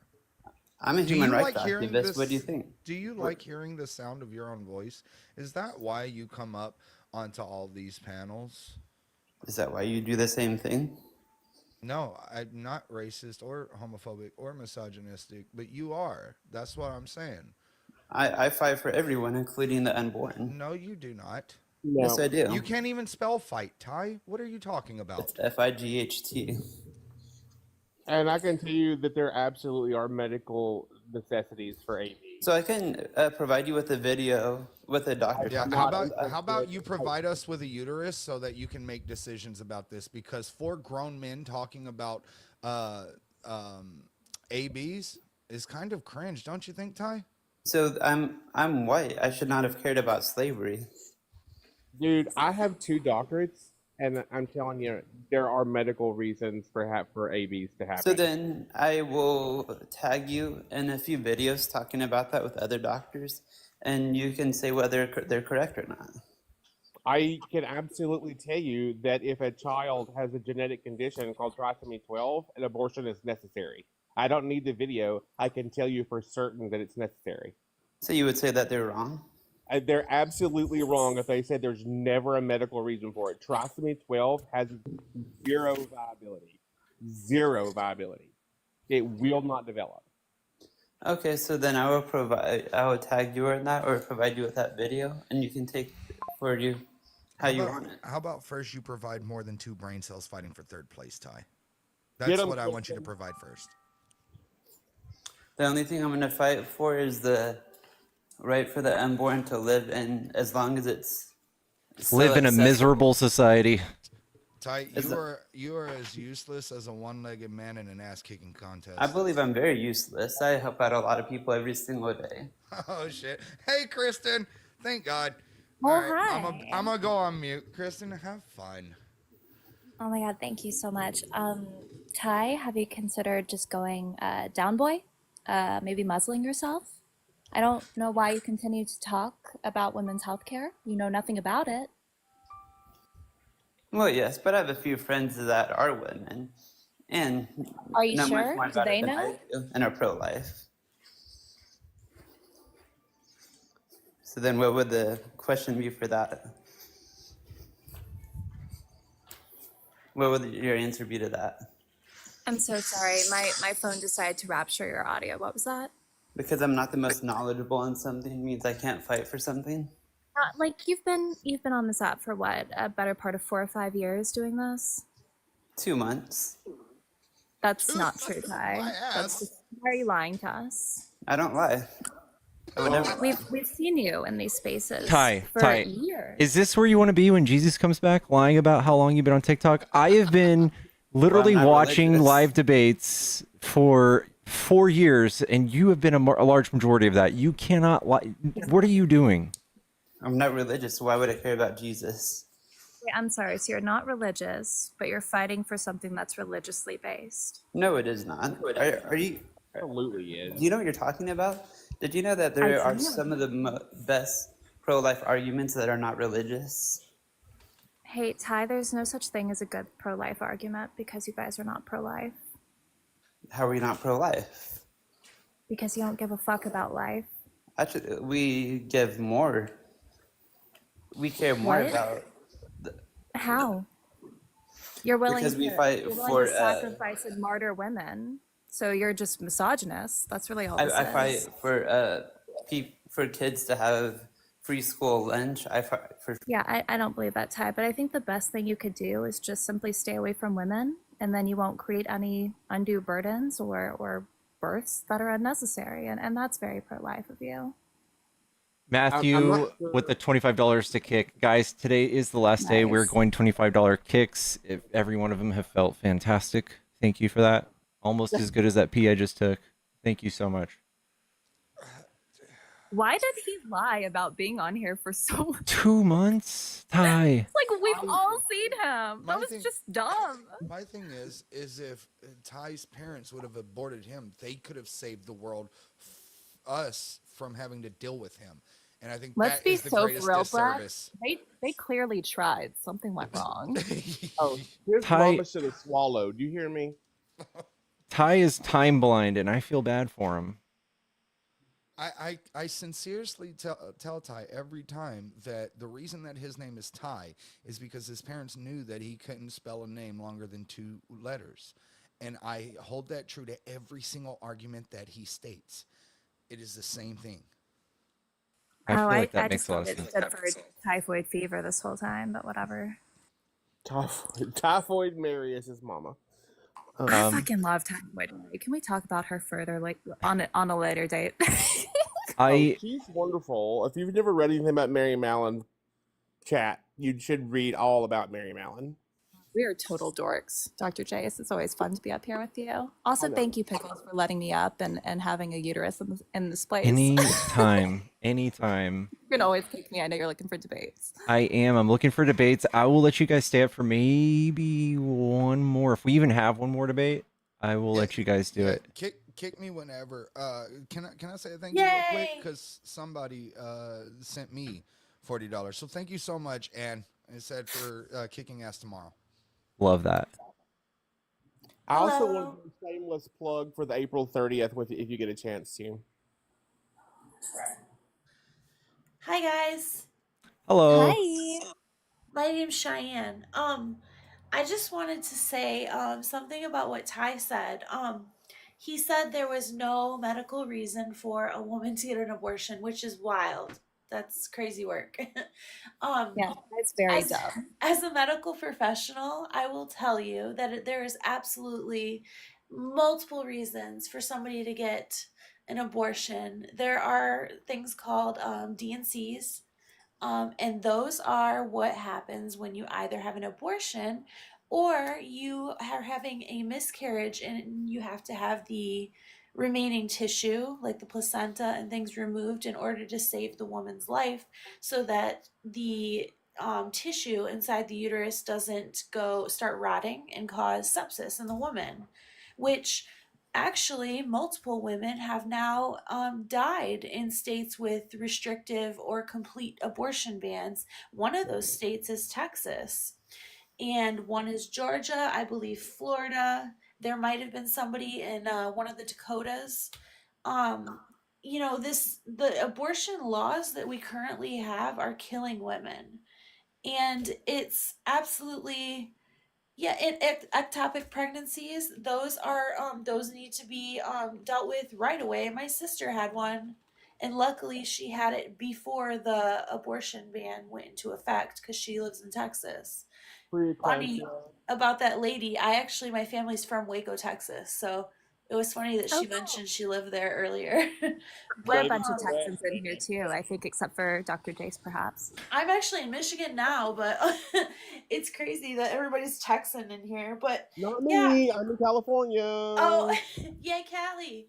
But no, I just think it's wild that somebody would make such a blanket statement about something that they know nothing about. That's like the problem with the Trump supporters these days, the heavy MAGA people. They're unable to change their perspective on something when given information they don't know. And I just don't understand that. If I learn new info, I'm like, oh, maybe I should rethink my stance, you know? It just blows my mind. And that's why I think it literally is a cult. Like, that's if you follow somebody with no question, you don't even listen to medical, actual, I am a medical professional and I'm telling you, like, there's absolutely reasons for abortion. And also, even if there isn't a reason, it has nothing to do with you. It's a woman's choice if she wants to have an abortion. Has nothing to do with any man or any other woman. So, and the whole perspective that he had was he's saving lives. And it's like, no, you're not, because women are dying and you don't care about the baby after it's born. You just want to have it born, and then you don't implement any programs that are there to help women who are forced to give birth with financial situations, with if they have to leave work, you know what I'm saying, like all these other um situations that need to be implemented in order for the person and the baby to be successful in life. It's not fair. It is doesn't make any stance for women to be centered in that situation when they're forced into that situation. Anyway, that's all. That's what I wanted to say about that. What do you guys Fantastic, think? Sharon. Thank you for bringing that information. I'd like to challenge George in the comments, who keeps running his mouth Ooh, I didn't misogynistic, see. to come on up. He's obviously very threatened by women in general, but specifically educated women in healthcare. George, request up. I can let you up at any point, baby boy. I don't know. These people in the comments, I'm just like, I'm literally a fucking doctor, and they argue with me all the time, and I'm just like, what are you saying? I do genetics. Like I'm 17 times I'm published, and they're always arguing with me about genetics and genetic diseases, and I'm just like, what are you saying, you dumbasses? Do you want me to quote this shit for you? And they just Can we keep. just throw a plague doctor party to celebrate your 17 publications? Because that's amazing, Dr. Jace. Yay. Guys, by the way, I am going to I'm going to be asking if you guys want to debate chat, type MAGA in the chat if you're on TikTok and I can pull you up. And also Native Witch, thank you so much for coming up and clarifying that for us. I'm going to start shrinking the panel down a little more so that we're not a echo chamber. I understand. Have a wonderful day, and thank you so much for pulling me up. Anytime, anytime. Thank you. Nice to meet you guys. I'll follow back. Absolutely. Okay, Ty said that he tagged at least me, and I'm guessing y'all, in the video, whatever video that Ty's put up, that we can see that he's been on for longer than 2 months. Good job, Ty. I would rather watch The New Crow over again than watch anything that Ty sends me. Wait, you went and saw The New Crow? It was the worst 2 hours of my life. It's my It's number one okay. hated movie. I saw the new Nosferatu. I knew it was not a good idea, but like I did it anyway. I feel you. Nosferatu was better than The New Crow. They should have just named I it believe like, that. They should have named it like The Raven or something, because that wasn't The Crow. I didn't watch either, and I don't intend to, because it both sounds terrible. And that's why you're the medical professional up here, and we're just Texans. We're just a bunch of Texans that don't know shit. I know, right? Yeah, Noodle, that's right. We're awesome. It's like Pickles has the best panel ever right now. It's true. It's true. One of the best, they say. I do have to bounce though, Pickles. How long are you gonna be on, man? I'm not sure. How long have I been live? 3.5 hours. I might make a full day out of it. I might do a full ass worky day. It's a Sunday. Might as well. Oh shit! All right. Well, I might pop in later. I'm gonna go live a little bit later as well, but I gotta finish my speech for tomorrow. So All right, bro. Good luck. I've got to cut it down from the 10-minute speech that I have down to 2. So that's hard. Well, you can also apply for his advice on how to cut down time. Oh. Heyo. W's in the chat for Kristen on that one. That one was good. Heyo. What a zinger. All right, guys. I'll talk to y'all later. All right, bub. But okay, shameless plug real fast, Pickles. So if you guys aren't aware, we're having a rally against fascism. It's a veteran-led movement for veterans, by veterans.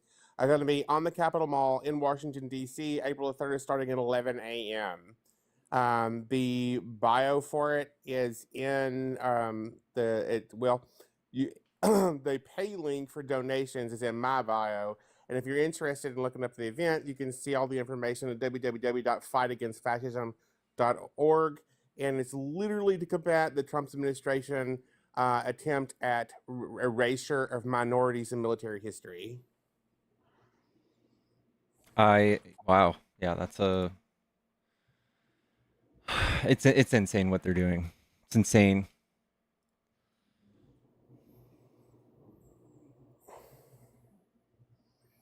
Yeah. Oh, look, DNC. Oh, and if anybody asks, we no longer do DNX. Somebody was saying that we still do. The DNX has been outlawed in all 50 states since 2003. We no longer perform that procedure. What is the Isn't that what difference? they called that the partial birth, correct? Yeah, In legislation, but yeah, that's not a real thing. Yeah. The DNX is when they go in and they unalive the fetus and cut it up into pieces to extract it. It's pretty horrific. We don't do that anymore. It's considered inhumane.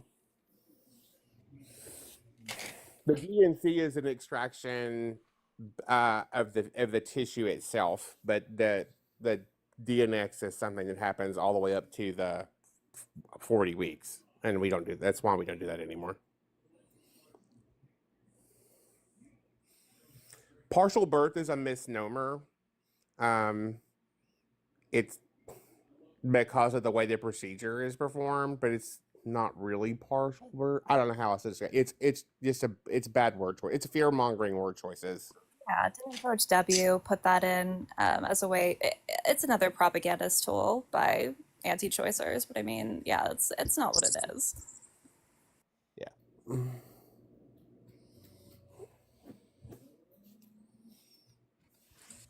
Hey guys. Hello. What's up, Nurse Heather?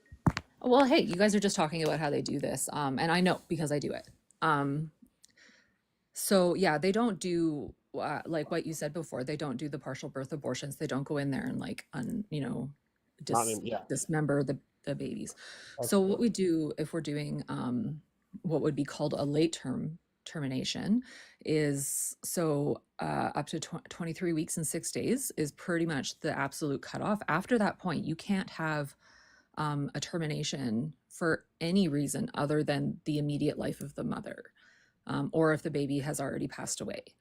So prior to that, you can. And so what they do is it's a several day long procedure, but they will do an injection of either potassium or at my center, it's digoxin. And they put that injection, they go through the abdomen and into the baby's skull, and they inject it in there. And over the course of about 24 hours, it will like get through the baby's system and it will pass away that way. So this like idea that they just sort of take it in pieces and stuff is pretty awful. And yeah, a DNC is actually just scraping the lining of the uterus, and it takes everything out that's attached to the uterine wall. So, and that includes like a small, like an embryo would be included in that. Have you seen the Charlie Kirk interview where he describes that basically he's describing a late term abortion to the crowd, and he's just the most outlandish shit you've ever heard in your life. And he says in the video, he talks about that we inject the fetus with cyanide, and then it kicks in, squirms, and begs for its mother. And I'm not laughing at the concept. I'm laughing at the absurdity of his description of how it goes. And then, of course, then all these people in the crowd are just falling apart, and one person is continually trying to challenge his idea. But the video is here on TikTok, and you can go. You can, if you get a chance, you could easily find it. But yeah, no, I have seen him, and lots of other people too. And the thing is that it's like it's all misinformation, but people believe it. And the I think the one that bugs me the most is the absolutely what to me seems to be absolutely 100% obviously false is the termination of a baby's life after it's born. That Yeah, one. it's crazy. I don't know why anybody would believe that that happens. So if, in my mind, if people are willing to believe that, they would be willing to believe anything. So it's kind of like, yeah, you can't really, I just say what they actually do. So yeah, we don't do that. We don't. Well, we had one do this those kinda morning. It things. was like, yeah, Kamala was pushing for abortions all the way up to 72 months, and I was like, that's a 6-year-old, bro. What? That's what? What are you talking about? It's just crazy. Yeah, Can I you? know. It's yeah, there's so much information that is running around out there that's just not true.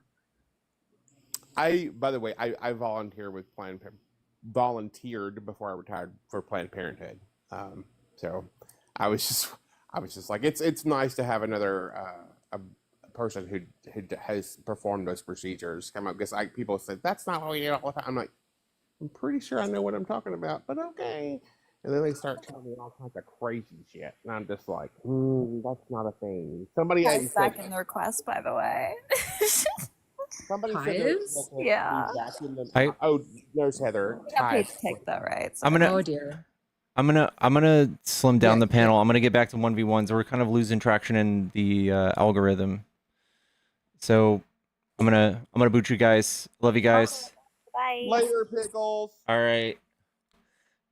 Thank you guys so much for all the help. Love you guys. Thank you, thank you, thank you. I see some other comments, guys. I see them. Inbox me if you guys want to share something with me that I don't know. Please inbox me. Hello?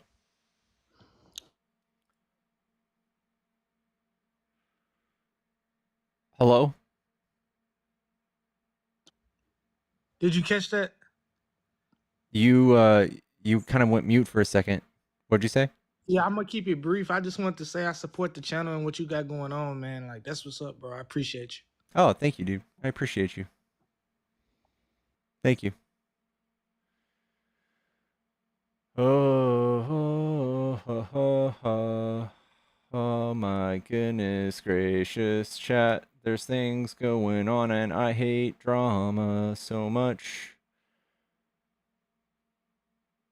Thank you guys so much. Thank you, thank you, thank you.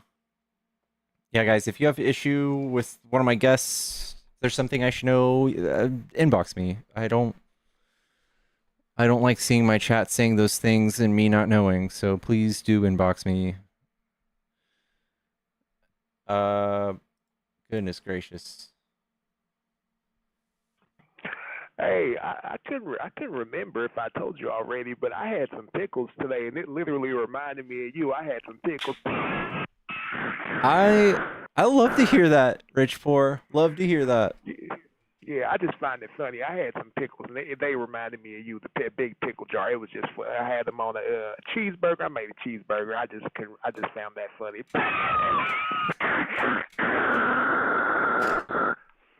Oh man, that's basically all I had to say. I had some pickles. It reminded me of you. Thank you very much. Hey man, love to see it. Love to hear it. Love to hear love to hear it.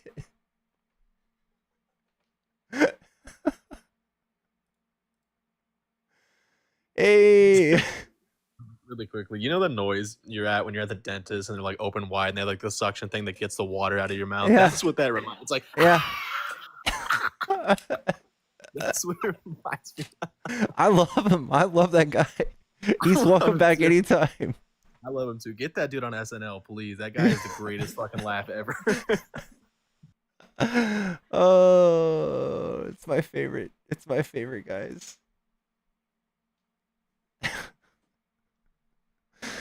Oh, Goodness gracious, guys. I might just take a break here soon. We're kind of losing traction. I'm not seeing too many people pop up in the requests.